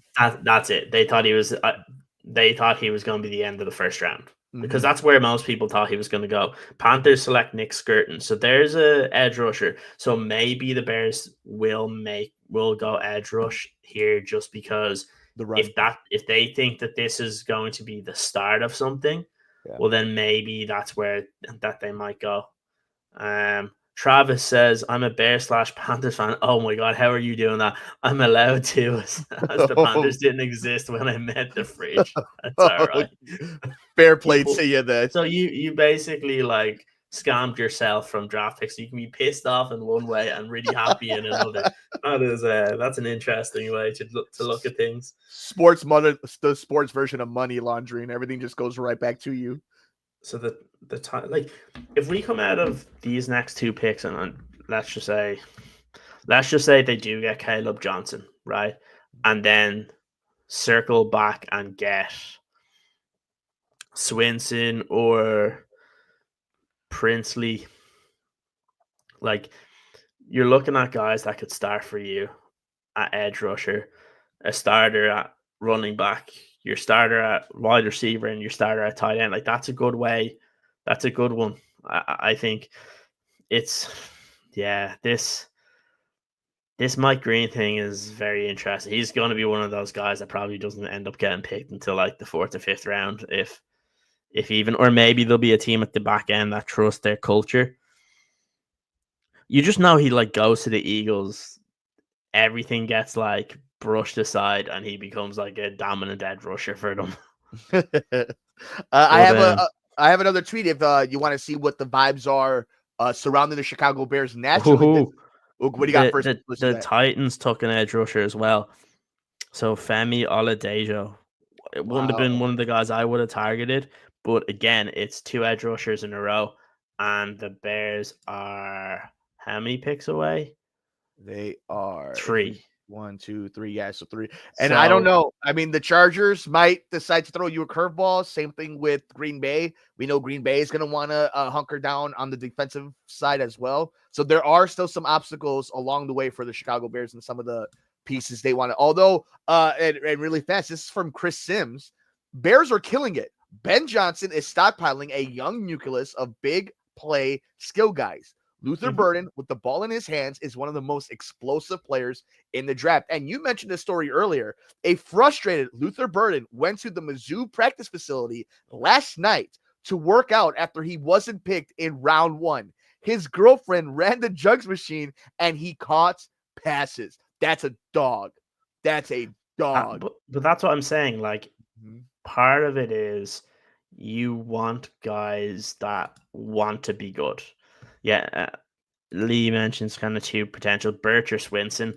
Honestly, at this point, like, I think of the edge rushers that are there, my favorite would be Swinson. Same. What do you think about conference play? What do you think about the difference between, when you're looking at somebody from Marshall, let's say like Mike Green, comparative to a Swinson who was playing in the biggest NFL junior, if you will? Does that play a role into what you think? Because apparently in the NFL, it's been a bunch of SEC love. So does that play an impact on how you evaluate them? It does, because like it's different. If you play for one of those teams, like, I want to see you dominate pretty much every snap, and where teams are really trying to do everything they can to go against you. But like, I would like, it's just natural when you're looking at guys from LSU, from Georgia, from Alabama, from Ohio State, from Michigan. Like, they're in the biggest games in college football against the best prospects. They're typically always coming up against, like, for example, Swinson is going up every single day against Will Campbell. Like, and then he gets to go and he gets to play against other guys that are going to be like 1st-round picks next year. Like, you feel more comfortable that the learning curve is not quite as high. If you're in the 4th and the 5th round and you like the traits of a guy that plays for like the University of Ohio, or I don't know, like in like kind of the FCS type schools, like South Dakota State University or something like that, right? Like, if you like the traits of someone, I don't mind in that regard. But like, it's more of the case where if you're drafting someone high, like, the difference is Mike Green was dominant.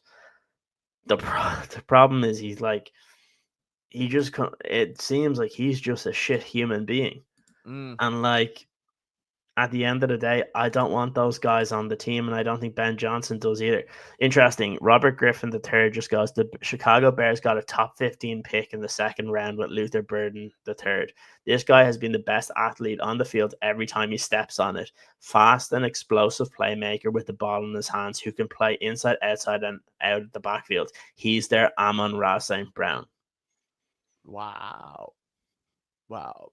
And I think there was one tweet that went on to believe that Ben Johnson has mentioned that he's not just going to be their slot receiver, that they are going to use him in a bunch of different packages, a bunch of different ways, which again goes into the one thing that you and I just keep harping on because it is the truth. They are going to do everything possible to get the best out of Ben Johnson's offense. They're going to try everything possible to duplicate what happened in Detroit, and you have to do it when your quarterback's on a rookie deal. This is it. Your rookie quarterback, Caleb Williams, would get a big-time second contract. The talent is there as long as he stays healthy. You got to be able to take advantage of it now, and I think that's what we're seeing with the Chicago Bears. And I want to take this second, Kieran, because we don't just to give everybody full context, right? What exactly is going on with Mike Green if you're not sure? This is from Sportskeeda. And I just want to give it a quick second by Rit Nanda. Mike Green's draft stock falling due to defensive ends' sexual assault allegations and poor interview process with teams. Now, just to give everybody an idea of what is actually going on, it's not just that as much as this is a serious situation, it's not a DUI. It's not shoplifting. And it's two separate incidents. That is two separate incidents, okay? Yeah. And this is the thing. The NFL does not care if you're a good human being. In fact, they actually prefer to you kind of be a nasty dude. It tells you something that we are this late in the second round, and he has not been picked. And he was a top 10 pick. So what does that tell you? What is that telling you? So you might be fighting the urge to say, oh, I'll look the other way. First of all, knowing the McCaskies, will they do that? No.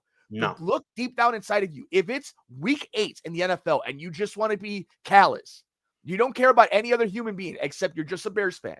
If it's week 8 in the NFL season, the Bears have a big game coming up, have playoff hopes, and he gets in trouble. What do you do then? You talk about a wasted pick. It's not just a wasted pick because you're 100% right on that. It's also a moral vibe killer for that locker room. Now, Montez Sweat has to answer questions. Now, Dennis Allen has to answer questions. Now, your second-year QB has to answer questions about a rookie edge rusher. Mm-hmm. These are all things you got to keep in mind.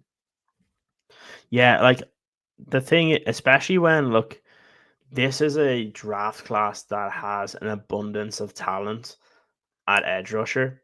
Like, you can't take that chance. Like, it's different. Like, at the end of the day, this is one thing that from talking to people over the last couple of days, because I was trying to figure out, like, just how far do people think he's going to go? Like, was he going to be one, like, a la James Pierce, who was expected to go in the top, like, 12 or 13 and ends up getting traded for and going into, what was it, 26th overall? Like, was he going to be in that spot?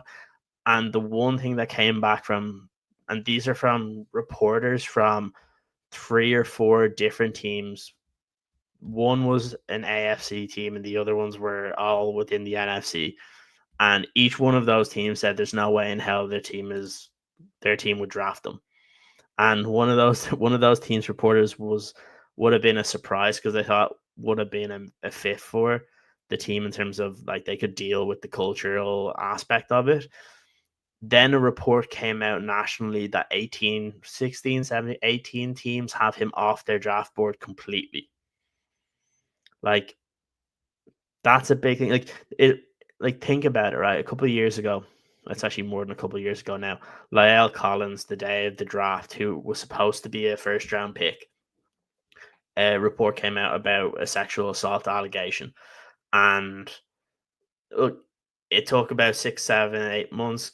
He got cleared, and then what ends up happening is he goes, he drops out of the draft, becomes a UDFA, and then eventually starts for the Dallas Cowboys. Could that happen?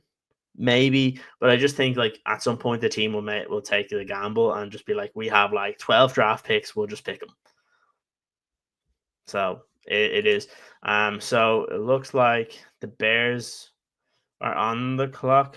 We have Some officially. people have been saying, but like there's still Green Bay and the Chargers still have to make their selection. So why don't we take a second to kind of reset then, because we want to thank everybody. We want to first, of course, thank Blue Wire Podcast Network for being the home destination of the Bear Era podcast.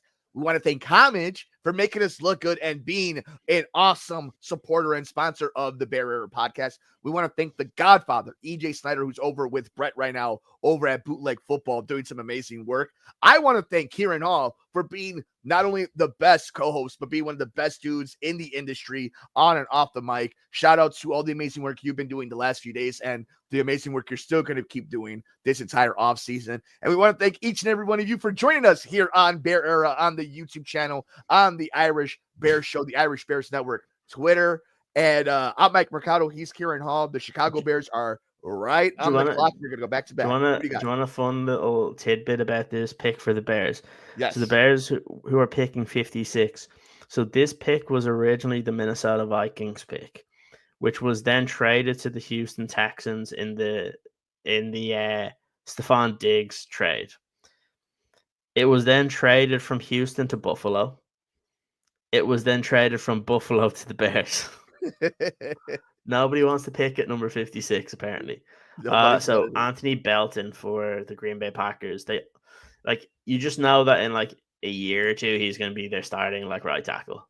Of course, he's a Packer. The Bears needed some tackle help. That's what this is what the Packers do well at every single draft. They get guys second, third round. They become starters on the offensive line. Like they do it pretty much every single year. So I have no qualms that that's going to be it. He's not going to have a big impact this year. I don't think he won't start for them this year, but he's going to be a good player. And it's always the same with Green Bay. They always draft pretty good offensive linemen, so that's not a surprise. But again, I don't think that would have been a player that the Bears would have targeted at this point. And as we wait for the Bears to make their official second pick in this draft, we want to thank each and every one of you again. Please subscribe to us here on. Well, this is going to be interesting because the Chargers have been sniping the Bears all draft long. Make sure you guys are subscribing to us here on YouTube. Like, share, rate, review, all that fun stuff.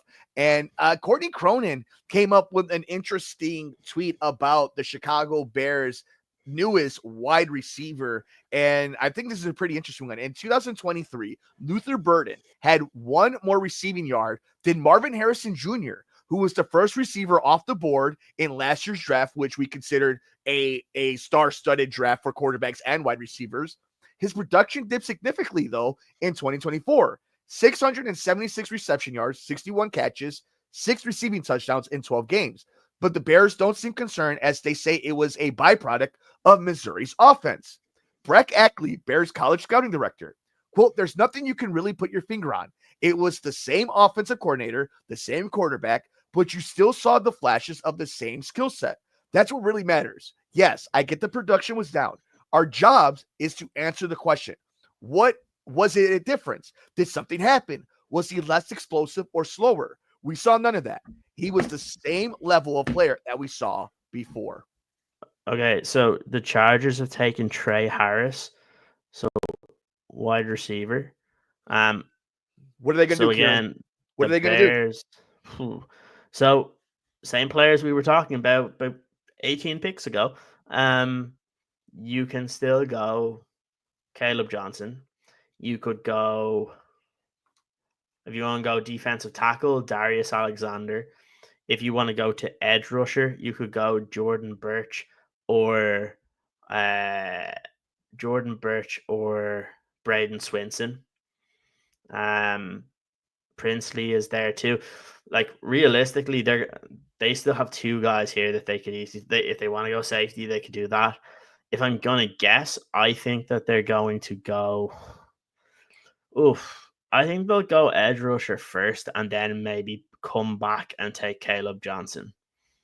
Is Turner still on the board? Yeah, it might be Turner right here. Yeah. Like, I definitely think this is somebody that to get. Never mind. What do we got? We were number 57, weren't we? Or are we 56? The Chicago Bears were at 56. Well, Okay, they, so we must have made the pick because it says the Lions are on the clock, but it says they've traded up to 57. So we're obviously waiting for the Bears. I was like, we haven't just traded back again. yeah, no, it looks like yeah, the Lions did make a trade, so they are now ahead in the draft. But the Chicago, we are just waiting now for the Bears to make their pick. So, in your opinion, though, this is going to be Edge rusher, an edge rusher. I think. They trade so the Lions are trading over the Ravens and Raiders. I wonder what they're going for there. I love how all the reports are just of this. Oh no, they're going offensive tackle. Bears are choosing Boston College offensive tackle Ozzy Trapilo. All right. So, what do you Okay, so think? there Tell you me, go. what do you think Let about me that? let me just grab it. I'm gonna just pull up my notes on him. Oh, where do we have him ranked?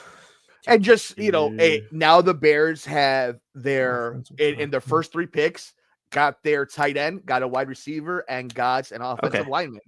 so in terms of the rankings, uh, this is inclusive of the first round picks. So Josh Simmons, Membu, Will Campbell, Connolly, Banks, right? So then at the top of this, surely this is not right. Is this I'm gonna have to confirm this, but Ozzy Trapilo, I had him 1, 2, 3, 4, 5, 7th overall offensive tackle, ahead of guys like Ursary. But Wow. on here we have him at 6'8". I don't think that's right, but let me just double check this because that would I be They have him at 6'8", 309 pounds on fuck ESPN. me, Holy crap, he's a fuck, mountain. fuck me. He's okay. I'm gonna have a look. Do do do. That is a large human, my friend. That is Yes, a it is a large, very big. large Okay, human. so I'll go with what Lance Erline also did. Again, it links up to what we're saying here. Draft projection was round 2, so that's good. So tall tackle prospect with NFL bloodlines and a noticeable improvement in play strength last season. The run blocking tape falls below the protection tape due to leverage and adjustment limitations we frequently see with taller tackles. Trapilo won't generate much movement in the run game, but good upper body power helps him neutralize the edge. He operates with sound pass sets, active hands, and excellent arm extension. He has a good feel for pocket depth with an ability to ride rushers over the top.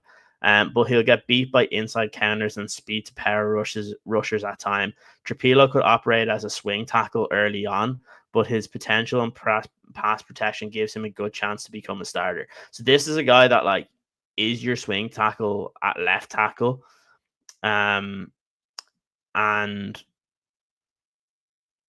potentially takes over for Braxton Jones in 2026. But Now, you now knowing that though, that is the guy that is going to be your probably your starter at left tackle at the beginning of training camp. And then yeah, like that is good. I'm happy with that. I love the attributes. You're talking about a Mhm. 6'8", 6'9" mountain of a man that's going to be there to be able to protect your quarterback. And, he's 6'8", but he's 300 pounds, which means he's light on his feet. Like, this isn't just this huge, gigantic blob of an individual, this like roadblock. This is a dude that is going to be able to, like you mentioned, be your swing tackle. Like, this is something that the Bears needed. They needed to address, and they did. And I think now again becomes the question. Have they now allowed themselves an even bigger opportunity at pick 62? Now that you've gone into this draft and you've gotten away with your offensive tackle, Caleb Johnson and just go offense. like I honestly would you be shocked seeing how it's all played out the last 2 days now that they No, just go all in on the coach that they brought in? absolutely not. And I can't blame them. You can't blame them Uh for doing that. I'm liking have a little listen to Seth Rollins. Is he live on SmackDown, or is he saying how much he loves being a Bears No, fan? he is on. He's live at the draft with a championship with the Chicago Bears jersey or logo on it. There it is. I just turned it on. Sure enough, Seth Rollins, who did beat Chicago native CM Punk at WrestleMania, but we don't speak about that. We are here to celebrate the That's okay. They're both visionary. Bears fans. They are the revolutionary that is Seth Rollins making this pick official for the Chicago Bears. 6'8". That is a mountain of a man. That is legitimately, and they've needed that too, right? Like it was the complaint that people had about small hands, short hands. You don't got that with this kid. Like this is a huge, huge, huge offensive lineman. I honestly now believe people wanted an offensive lineman, right? He's someone that, like, realistically, like he has the tools or the traits that you're looking for as someone that can play left tackle. Will he start left tackle in his rookie year? No, he'll be your swing tackle, but like that's the pick. I just mentioned it with Green Bay, right? Like they just took Belton. He's not going to start for them this year, but in 2026 is probably they're starting left or right tackle. Your goal here for Ozzy Trapilo is that he is your starting left tackle in 2026, but also when there's injuries, he just slots straight in. And now I feel pretty good about the offensive line because you have Trapilo, you would have Karana Magaji, which you're hoping that could be something.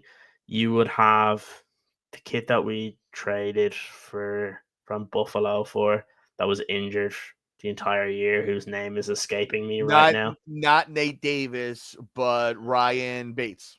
Ryan Bates, yeah. So like you have him, you have a couple of other guys. So like you're looking at it as the group is looking much better. Obviously, you Braxton Jones to come back too. So yeah, that's a good. But that tells me that Braxton Jones he's not staying here next year. But they're planning ahead, and this is probably why they wanted to trade down as well. They do that, and then maybe they go running back, or maybe they go edge rusher with this next one. But yeah, what has changed over this draft? Let's just say to last year's. What have you noticed as a difference from this front office? Do you think having Ben Johnson in this front office meeting in that war room has really changed how the Bears have attacked this draft compared to the last, like, let's say the years where Velus Jones was picked in the third round, for example? Yes, because they've gone 3 offensive players to start the draft. That is like at the end of the day, I think at some point, Dennis Allen's probably just standing there, like looking at Ryan Poles, be like, "Am I getting anyone here? Like, what's happening?" And then on the other side of it is probably you probably have what's his name, Eric Bieniemy being like, "Hello, where's my running back?" So like it's I think I would be surprised if the next pick is not either an edge rusher or a running back. I still can't get over the fact that dude is 6'8". I mean, wasn't That's that the biggest? wild. But think about, but Kieran, this is something that, again, there's so much context and subtext, if you will, about this. Wasn't that one of the big complaints over the last few years about this specific offensive line, or the last few years of it was too small? And the first thing they address when they get the opportunity, Darnell Wright, who, maybe not the biggest, but then when this new regime comes in, we're gonna get a 6'8" mountain from Game of Thrones. Let me have a look at what I'm gonna have a look to see what Matt Miller wrote about him. Where is it? And, Go back. What did he that write? is a big That's a monster of a human. I mean, he got, just for example, this is from a relative athletic score. Again, just more draft rankings. They had him scored at an 8.89, which is like his height, his weight, his 40-yard, all the different attributes out of a possible 10. So he has graded very well amongst a lot of these different. Where is it?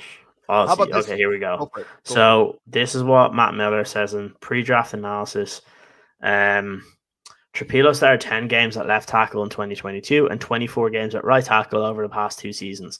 He's quick and takes sound angles when kicking out to meet pass rushers. Trapilo quickly resets his hands when defenders knock him down or off. He anticipates inside moves, has sound footwork, and moves well enough to mirror defenders. Trapilo does have a high center of gravity and can give too much ground, but he anchors well for the most part. He can also seal off the edge, work up to the second level, and cut off backside defensive tackles as a zone blocker. Trapilo is an effective positional and combination blocker. Post-draft analysis was general manager Ryan Poles has used his first 3 picks on offensive players, and now he continues to address an offensive line that added 3 new starters in free agency. Offensive tackle might not appear to be a pressing need, but Braxton Jones is going into the final year of his contract, and Poles isn't taking any chances. He's making every effort to put his young quarterback and new coach in a position to succeed. What does that say to you about what they think about Caleb and what they're going to give him to work with next season? What it tells me is that they're trying to actually build around a quarterback like the Bears have never done in the past. And that is where there's a difference. Like, that just simply was not being done. I like that pick by the Lions, actually. Tate Ratledge as a guard. That's pretty good, and because they lost a few guys. So that's a good pick for them. And the Bears are not too far away from being back on the clock again. And again, most of the players we were talking. Oh, there we go. Ravens select Mike Green. All right, but you know what? Okay, if any team was going to pick Mike Green, where you're like, man, if he ends up being, keeping his nose clean, yeah, he'll probably be great with them. Again, let somebody else deal with that problem, though. That's exactly it. But let them deal with it. It's going to be very interesting to see. It's going to be interesting to see who else. So where are we now? How many picks away are the Bears? Currently, right now, after that, we are only two more picks. 2 more picks, and it's Denver, Washington. Who did the Raiders pick? The Raiders went, and the pick is in right now. So we are waiting to see what the Raiders do. At least that's what I'm looking at. Because the Ravens are after them, and they picked. I will tell you right now. They select wide receiver Jack Beck from TCU. Okay. That makes sense. But like again, we're not going to spend a lot of time on it, but I don't know what Pete Carroll is necessarily doing. He's a madman. So you go Gen C, and now you go with a rookie wide receiver for Geno Smith. Okay. Okay. That's what you want to do. So Broncos and Washington. Broncos, I wonder if they potentially go. They could go Caleb Johnson. And if they don't go Caleb Johnson, do you believe that the run ends? Because here's the thing, right? Like, we haven't seen a name. It will. Yeah, right? Like that's it will. You might not see another running back get taken until the back end of the 4th round, 5th round, or even start of the 5th round at that point. And mind you, we have not seen up until Mike Green was finally picked. That was the first time in a few picks that we've seen an edge go. So there was that run of defensive line help being picked before the Bears got a selection. So I would really love to know right now what their board looks like, who they have at the very top of it, what position it is. Because while you and I have been having a good time talking about, just go pure chaos and go get a running back, I wonder if on their board, it's got to be an edge rusher. I think it almost has to be. Shamar Turner, though, as well, is an interesting one. But I don't know. I would love them to go and get an edge rusher here. Well, I told you I thought the Turner pick just a few spots back was kind of the one that might have made a lot of sense. I do think finding Turner at the end of a second round to end your Friday night, or to end your second round on Friday night, that's a hell of a way to walk away with those, what would end up being those 3 first picks in your first 3 picks. Like, I think that is a hell of a way to walk. No, it'd be 4 picks, right? So walking away with 4 picks in your first 2 rounds and having 4 potential starters, at least for sure. I just think it would be very funny if it was Caleb Johnson and then you ended up just getting 4 guys. Well, that's what I'm rooting for. I'm rooting for the pure chaos of it. So we'll keep it up. And I want to take a quick look and see what the people are speaking about. And we want to make sure you guys are, this is something, how do you feel about this, right? Like we've been making the jokes about offense. We saw how the postseason ended for Detroit against Washington. Mm-hmm. Does it worry you? Is there any correlation? Is the fact that it's Dennis Allen, it's a good defense as it is, does it not worry you that this is a coach that has come from a team that we saw underperform when the lights were at its brightest and their defense didn't show up? Does that worry you a little bit that maybe this team is concentrating too much on the offensive side, or are we pretty much on board of if you paid the coach, let him be the coach? Start averaging 35 points a game and then we can worry about the defense. Like that's where I'm at. Like start scoring points on offense. It's an offensive driven league. You need to be able to do that. Very interesting here. Just based on the Luther Burden pick, Nicholas Moriano said, just wait until you guys see the Luther Burden, the third press conference with the eye emoji. So obviously he's made an impression on the Bears, on the Bears media anyway. And we know, and we've said it, if you guys haven't heard it before, the Chicago Bears beat report is the best in the NFL. Like it 100%. Has some of the best. I love those guys. Best. Even the guys that like get a lot of criticism from fans. I've spoken to pretty much everybody on the beat at this point. They're like, I always say it's such an important job to have a good group of TJ Harvey. Interesting. TJ Harvey.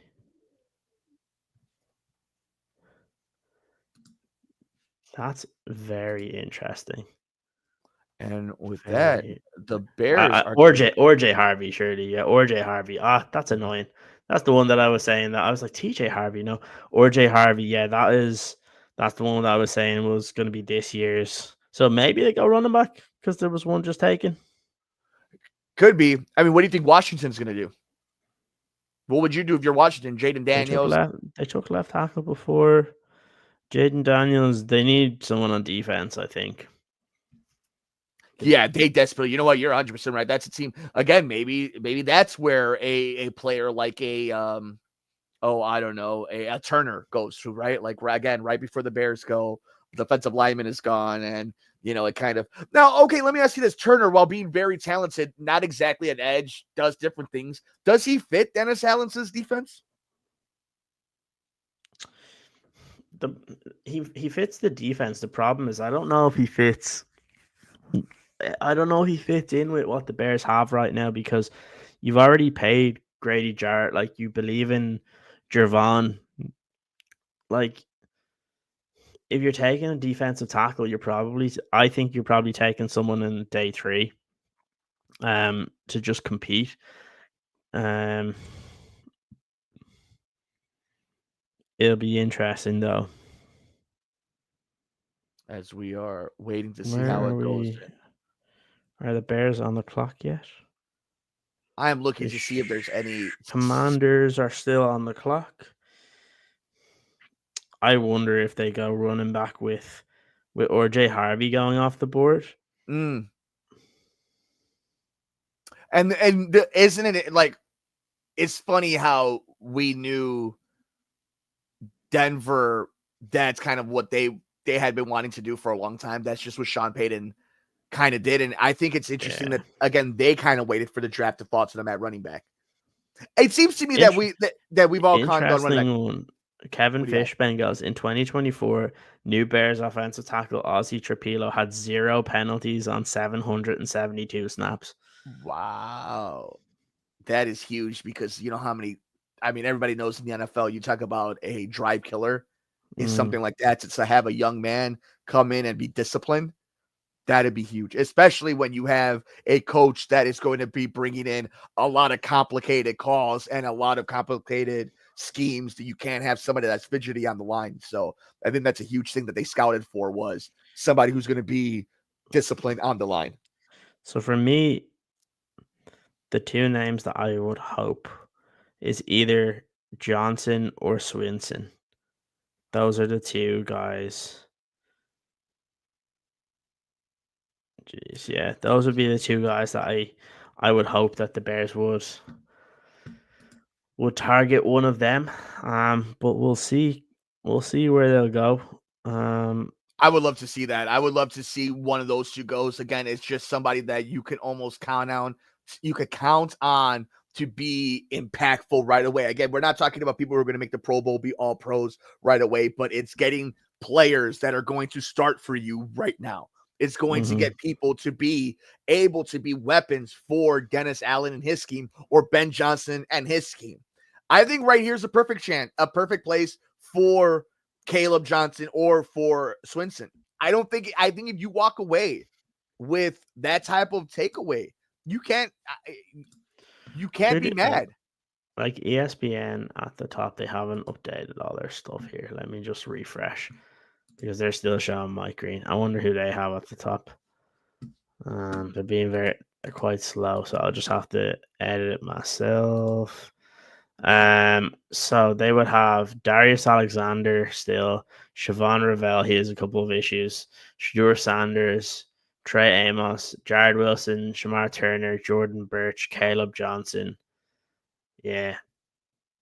Interesting. What do you think about somebody like a Dylan Sampson over at Caleb Johnson?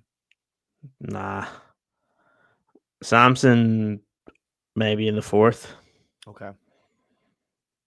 If they don't go Caleb Johnson, like, you could pretty much take a running back. So let's see what they do. Do you think DeAndre Swift is on this roster by the time we get to Bourbonnais? Ask me if they select a running back. Trey Amos is the pick, cornerback at 61 for the Commanders. They go corner, so the Bears are now on the clock. Okay, so the Bears are on the clock. So we want to take this time to thank each and every one of you for joining us here on Bear Era. I'm Mike Mercado. He's Kieran Hall. It has been a fun 2 nights so far of the NFL draft. The Chicago Bears have been busy, have made some trades, have made some selections, and are now on the clock once again. Luther Burden was their first pick at pick number 39. Then they traded down and finally got a big old man, Ozzy Tripolo, a 6'8" behemoth of an individual, to be their new swing tackle. And now at pick 62 are going to make their final selection of the second round. And is it going to be a Swinson, an edge rusher? Is it going to be Caleb Johnson? Are they going to add more weapons and go pure chaos magic here on draft day? That would be pure chaos. And I'm almost rooting for it. And all right. I full like disclosure. Yes, we are rooting for full disclosure, pure chaos. We want all the sexy offense, but I will not be upset if they go conservative, get somebody on the defensive side. Hell, even if they decide to go super crazy and get somebody in the secondary, I am not upset, because I think this Bears team, there's not been a lot of safeties been taken. Which so, again, what does that tell you? You can probably wait. And I think that's the one, if we're going to look back grading what the Chicago Bears did, what Ryan Poles did, at least in the first 2 rounds, he was patient. He was creative. They had an interesting game plan. And I think people are walking away at the very least interested. I don't think everybody's completely bought in on every one of these picks. But I do think for the most part, even the most hardened of Bears fans is sitting there saying, this is interesting. I want to see how this plays out, because it's all about it's about the process of it, right? Like, come on. And the process being, it's a new look team. It's a team that has never been in this position where they got the hot commodity head coach, where they have the hot shots, young quarterback, former Heisman winner, somebody who has been highly touted and scouted since he was 13 years old. You've never seen a Bears team that has been wide receiver heavy, that people are now asking if there's enough balls to go around. That it's a new look Chicago Bear has, no pun intended, era. Come on, Schefter, you're 2 picks behind. As we are waiting patiently. And make sure as we start wrapping up round 2, we will be jumping back on if something crazy happens in the The third Bears round. don't have a pick in round 3, so we Oh, won't there be you go. That's right. Yeah, so this is essentially that pick. So we'll see what happens here. I do have a story to read out, but that'll be after the pick gets announced. Because I don't want to be talking through, because one of the guys, Justin Mello from the Draft Network, actually had an interview with Ozzy Trapilo, so we'll bring that up. And who have the Bears taken? Oh, nice. The Bears are choosing Texas A&M defensive tackle Shamar Turner with the 62nd pick. I've been on this one for a little while now. That's a name that I've had circled. It's somebody who I think can be a game wrecker, can do very interesting things. I think can be a very dynamic player for Dennis Allen. Now, why don't we take a second and I'm going to look up the draft profile of Ishmael Stewart, because I know a lot of people now are going right into their Google machine, are joining us right here on Bear Era to see what they may have. And Roy Robertson Harris is the NFL comp. This is a draft projection, a first round draft projection. Stewart is carved from granite, possessing a rare blend of traits, explosiveness, and untapped upside. He's long and sudden off the snap, but hasn't learned to weaponize his hands to control the point of attack and bypass protection with go-to moves. His bull rush compresses the pocket off the edge, and he's too athletic for guards when reduced inside. He can be very disruptive in both phases, but requires additional training to start converting his opportunities into finishes. The lack of production relative to the traits is a concern. Still, players who move like him are highly coveted. While the boomer bust label might be in play, it feels like a matter of time before it all starts to click at a high level. And when you bring in Dennis Allen, one of the most beloved minds on the defensive side of football, it's to get the best out of a player like this. It's to find all those attributes that player has and to highlight them, to put them on full display, and to have him be an impact player. I love this draft pick by the Chicago Bears. Yeah, I think it's going to be a really good one. Let me just see here. Shamar. It's, again, you just look at them and you're like, yeah, it makes sense in terms of a Dennis Allen style, like just that big body, long, athletic player, and someone that, like, there's still quite a lot of development to go there, but I think overall that'll be a good pick. Okay, let me see where we. Let's have a look at what they have on. Again, it matches up with the talent level. So Shamar Turner. So this is from ESPN. So Turner is an effective hand fighter, and he makes it tough for blockers to get in his frame, rushing the passer. He's a disruptive run defender who slips blocks, locates the ball, and makes plays in the backfield. Turner splits double teams well, and he is strong enough to stack and shed blockers when his technique is sound. So it's all going to be about technique there. But again, what I like about this is a guy that you can play inside, you can play outside. Same thing with like Dio. So there's a lot of versatility on this offensive line, or defensive line, sorry. So I think that's going to be a really good pick, and it's a good one to round out where you're getting a contributor at that point. You're going to get, so your defensive line is pretty much set, where you're having Montez Sweat, you have Billings, you'll have Turner, you'll have Jervon, you'll have Grady Jarrett, and then Dio. And like maybe you get another edge rusher a little bit later on that has a couple of traits that you like, but Shamar Turner is a good pick. And my guess is that the Bears will probably go running back a little bit later, but they're not going to go for the Caleb Johnson unless they decide to come up in round 3 and try and make a trade. They probably see the running back classes. There's a lot of guys there, and we'll pick one when it falls to us. As we wrap up round 2, we wrap up a Friday night, the first 2 nights, at least here for Chicago Bears fans, for us here on Barrow. Yes, yeah. This is what I find interesting, though, right? Is the Bears weren't afraid to get to double down on positions. We saw it at tight end, we've seen it at wide receiver, and now we've seen it on the defensive line. They wanted to get the best amount of talent, the best amount of depth, and they wanted to be able to utilize the talent of people they were highly coveted of. And if you walked away this NFL draft the way the Bears did, I think the second round, as much as I liked Loveland being in the first round, as I've grown to like that pick, the potential of it, I have to admit, I think the second round of the Chicago Bears is one of the best I've seen of the Bears regime. Again, no player has played. This is just on paper. I think this was a very successful second round. And I think Ryan Poles and Ben Johnson, Kevin Warren, the McCaskies, Dennis Allen, everybody should be going home happy, excited, and even more rejuvenated for the rest of this draft. Doesn't mean it's over. You're 100% right. They might trade into the third round.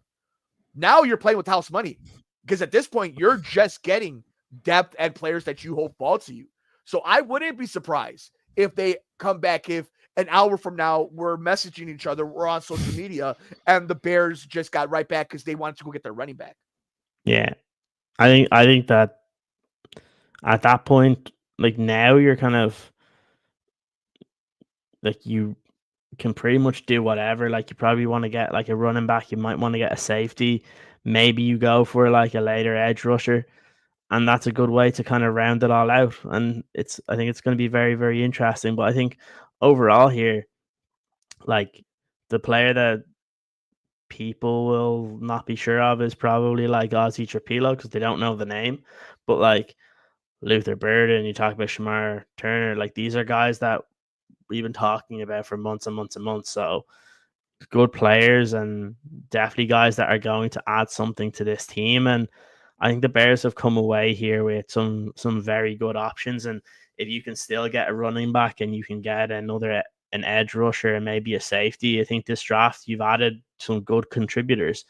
I don't think it's going to be one of those drafts where people are like, oh, that like it's not like the sexy name draft, but it's going to be one where I think you're adding guys that are good, that are going to be very, very like they're going to be able to add something to your team. And I do like that. And yeah, Sanders dropping out of the second round. So is Jalen Milroe. Yeah. But that's good for them. And I just as we kind of put a bow on at least this portion of the Friday night portion of the NFL draft, I think maybe for Shedeur, this is the best thing possible. There's always going to be pressure for him. There's always going to be stuff that he brings upon himself, his dad brings upon themselves. But he's going to go into a team with no expectations. He's going to go somewhere probably better off for himself, probably a better ran organization. Same thing with Milroe. I think that is something we need to remember. Russell Wilson wasn't a top 2 second round draft pick, a first round draft pick. He landed in Seattle and beat Matt Flynn. But that helped when you're playing with Pete Carroll and having that Legion of Boom and having a great running game. Where you get drafted as a quarterback matters. And to correlate it to the Chicago Bears, when you have the number 1 overall draft pick that became Caleb Williams, when it took all of that work, all that finessing over Carolina to build the team that you have to strike while the iron's hot. Right now is your opportunity. Not next year, and it wasn't last year. It's right now. A sophomore quarterback who has live game experience with a hot shot free agent coach that you brought from a division rival. You got veterans on the defensive side. It's right now that you go into an NFL draft and you get these type of weapons for him. And then you close out your second round by getting what I believe is actually the best pick the Bears have made in the first 2 rounds of the NFL draft, which is somebody who's going to wreak havoc against the other team's quarterback. So I actually think for Bears fans, putting this all together, It's an exciting, optimistic, doesn't mean it's going to correlate to wins, but an optimistic way to head into your weekend that the Ryan Poles, Ben Johnson experience is going off without a hitch right now. Yeah, absolutely. What I like is just like to the point of if Shamar Turner was your pick at 39, I would be fine with it. Like that's how good he can be. Like people have to remember he played the entirety of the season with a stress factor in his leg. Mm-hmm. So end of the day, he's going to be one of those. He's going to be one of those fan favorites because he is just that nasty inside guy. He's going to get a bunch of really important sacks from the inside. And honestly, when you have him, Grady Jarrett, Javon Dexter, Billings, I would like. I know a couple of people will be disappointed because they like CJ West. There's still an opportunity that, like in the 4th or 5th round, you could take CJ West to also be in there and be like a backup nose. And then you're looking at guys that none of them are those like superstar names, but like would be really, really good. And look, I think what this shows as well, the Bears still believe in Austin Booker. Like, and they think that he can be a player. They traded up for him. Now you have a guy in Dennis Allen who his job is going to be, can you develop him? Can you develop Dio? If you can do that, well, then that's fine. You don't have to have 2 superstar like edge rushers all the time. Like you'll want one eventually to be across from Montez Sweat, but like sometimes you have to just let the draft come to you. So I think the Bears have done really nicely here. So yeah, overall, very, very good. So let's kind of put a grade on it. I know it's early and there's still plenty of draft time to go, but I would give the Bears a conservative B. It could have been better because things could have fallen a little bit different for them. But I think if you look at on paper, right, if we were just doing a fantasy football draft, if you will, everything is on paper. We're just evaluating from scouting and what we think might happen. I think the Bears have a lot of players that can play right now. That when you're playing against Green Bay, you need a big play. They have that third receiver that is dangerous. They were able to get a offensive lineman that can play right now because we know there's going to be injuries on the offensive line. They were able to get a game record, somebody that fell to them. And that's going to be the moral of the first 2 rounds. The Bears didn't have to reach. The Bears didn't have to extend themselves. The Bears didn't get finesse. The Bears let the draft come to them. And I think that is such a huge upgrade from years past. Yeah, he's so Dane Brugler on Shamar Turner says Turner needs to introduce more discipline to his play style, but he prides himself on being the aggressor and relies on his initial twitch, fierce hands, and combative mentality to be a factor. And again, look, he's going to be learning from, like, he's going to end up learning from the likes of a Grady Jarrett. He's going to learn from a little bit to a point, like from Javon, who's just been through this all as a second round pick defensive tackle. But like having Grady Jarrett in that room, like that's exactly what you want. Again, you're adding a disruptor in the middle of the defense. That's what you were asking for. And it looks like the defensive run is starting now, where you have the Eagles took Andrew Makuba, Giants took Darius Alexander. I think the Chiefs were taking a defensive tackle as well. So yeah, the Chiefs took Omar Norman Lott just a few picks ago. So like the Bears started a little mini run of the defensive tackles here. So yeah, good pick overall. I think the Bears have done quite well here. And I think to wrap up the Stewart pick, what's really important is you don't need a guy to always get 10 sacks, right? But you need him to disrupt and take the timing off of your opponent's quarterback. That's where all the money is made. That's where you win within the margins. It's just being able to disrupt that quarterback for 1 millisecond. What do you got, Kieran? What'd you see? I was just looking at a video of Shamar Turner is against Ole Miss, where one of the guys tried to keep him on the ground and was like standing over him, and he basically gave him a low blow. Oh dear, oh dear, oh dear. Very funny. Yeah, I like Yeah. Turner to me, it's a nice It's gonna um be it's it's gonna just a be nice pick. interesting though. I wonder where they see him. And this is what I want to hear from Ryan Pauls, because in 2023, Shamar Turner was more of an edge rusher, where he had like 6 sacks and 10.5 tackles for loss. But then in 2024, he played more on the inside and he had 2 sacks and 5.5 tackles for loss. So I wonder if Dennis Allen sees him as like that oversized defensive end, or does he want him to stay on the interior? Um, Interesting. Cynthia Freeland just tweeted, "Round two is in the books. Who's winning the NFL draft so far?" And then in brackets goes whispers. Is this it? The or it do, her tweet doesn't make sense. It says whispers. Is this it? The at Chicago Bears. So she's obviously just saying the Bears, but like the way she's phrased that is very strange. Anyway, or maybe it's the fact that I have a lack of sleep and I don't know. But again, I think the Bears have done really well here. If they can add a playmaker at running back at some point here, if they can add an edge and a safety to round out this, like they still have a top of the fourth round. They have their pick back that they would have given up for Austin Booker. So they basically got Austin Booker for free. So like there is it's really just this third round. I don't think they'll trade up into the third round. I think they're done for the day. And then what I'll say is I think it becomes very, very interesting tomorrow, because you have top of the fourth round, top of the fifth round. You don't have a sixth round pick, and then you have a seventh round pick to round it all off. And yeah, I think it's going to be very, very interesting. I think the Bears are getting contributors, and I can't wait to hear what Ryan Pauls has to say today, because there's some interesting prospects that they've brought in now, and I think overall they've done really, really well in this draft.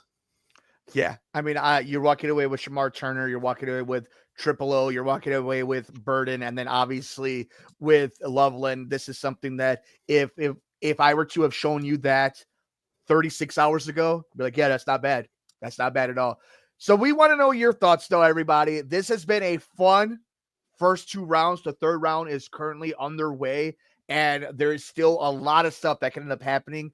Kieran has been a monster, beast mode the last few days. He is doing it for you guys because he loves you all so much and he loves his franchise. So I want to thank Kieran so much over the last few days for all, man, brother. You've been doing some awesome work, man. So thank you for being the heartbeats of Bear Era, getting this draft season going for us. We want to know your thoughts, though. Make sure you follow us all over the socials and leave a comment down below if you're watching this on VOD. What did you think about the first two rounds of the NFL draft for the Chicago Bears? Let us know in the future how the third round goes for the Chicago Bears and the rest of the NFL draft. I am very excited for the next few hours of draft coverage here on Bear Era. We're going to get some amazing stuff from Kieran and EJ. Kieran, before we shut off the lights for the night, any final thoughts? Anything that's you want to make sure that the people know, anything that will get us ready for round three and maybe some explosive moments for the Chicago Bears? Yeah, I think it's what I like is that they've allowed prospects come to them. They haven't forced the issue. They still added impact players, and it's something that I really, really like. When I look at it, I think Shamar Turner is one of the better players. So like it's gonna be very interesting to see kind of what is said about him. But for the most part, I think he was one of my favorite. Like I'm much happier with Shamar Turner than I would have been with Shamar Stewart. Yes. And that is the difference there. I think you look at Turner and you can see that kind of aggressive play style, which is what Dennis Allen wants. I think he'll suit that defensive line really, really well. I think you've now options all over. If they want to, like, I'd love if a Swinson or something fell, or if they came up and got him, because I really like the player. But again, you still have to think that they do believe in Austin Booker as well. So if he can develop and They spent a good amount of money on Dio, so maybe they do see him as that other edge rusher. So like they're adding depth on that defensive line. I think that's very, very good, and it's definitely a good start. And look, I guess for people, we had a breakdown of the Colston Loveland pick yesterday. We recorded today the pick from yesterday, myself and EJ. It's about a 12-minute video, so do go over and check that out. Myself and EJ will probably be doing some separate videos on these guys today. I'll be doing like a breakdown of these, going kind of through these during the third round. I'm gonna watch a little bit, and then maybe either today or tomorrow we'll post out some of those videos as well. So make sure that you stick with us, because the video that you would have seen today on Colston Loveland, you'll see it for all the second round picks, and then continuing on tomorrow and into the next couple of days, where you'll see all the third round picks and some of the UDFAs that the Bears are going to add as well. So yeah, it's always fun. Very, very happy to be able to do this again today. And sure, we'll be tweeting up a storm over on social media, and make sure that you do follow us over there. It's been a fun time, and we'll be doing quite a lot of that sort of stuff. There'll be a lot of kind of shorter videos and reactions. Like if somehow the Bears end up with one of these guys we've been talking about either tomorrow or they trade back in today, we'll pop back on. But look, we appreciate all you guys that are listening to us, and really, really do appreciate that. And yeah, please do follow the channel. Please do subscribe.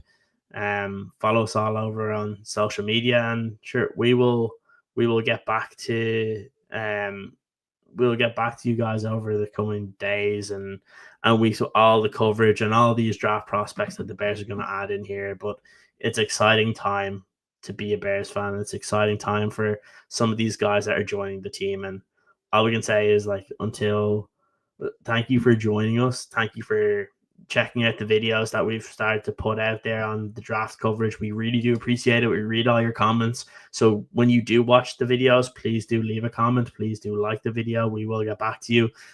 Even if it's a comment where you disagree with what we say, that's perfectly fine. That's what being a Bears fan is all about, having your own opinion. So again, I'll leave the last word to you, Mike, if you want to say anything. Yes, I will. Again, thank you, each and every one of you. Please, beyond just Bear Era, go support Kieran over at the Irish Bears Network. He is doing amazing work over there. He is covering this team like a blanket, talking to some of the best experts. And then you see that correlated here on Bear Era. And we want to thank the Godfather, EJ Snyder, for putting this all together. Thank you, EJ. He's doing amazing work over at Bootleg Football. So make sure you guys go support him there as well. You can catch me here in Chicago on the radio at the Sports Cubicle and Sports from the Couch. I want to thank all of you for all the support, all three communities coming together and making this an awesome home for Bears fans, and for us, selfishly, an awesome place to come hang out with each and every one of you. It has been a fun first two rounds of the 2025 NFL Draft. The Chicago Bears making some noise, making some moves, and getting people excited. We will be here for wall-to-wall coverage of what the Bears do the rest of this draft weekend. For my amazing host and one of the best people on and off the mic, Kieran Hall, I'm Mike Mercado. Thank you guys so much. We will see you next time right here on the Bear Era Podcast.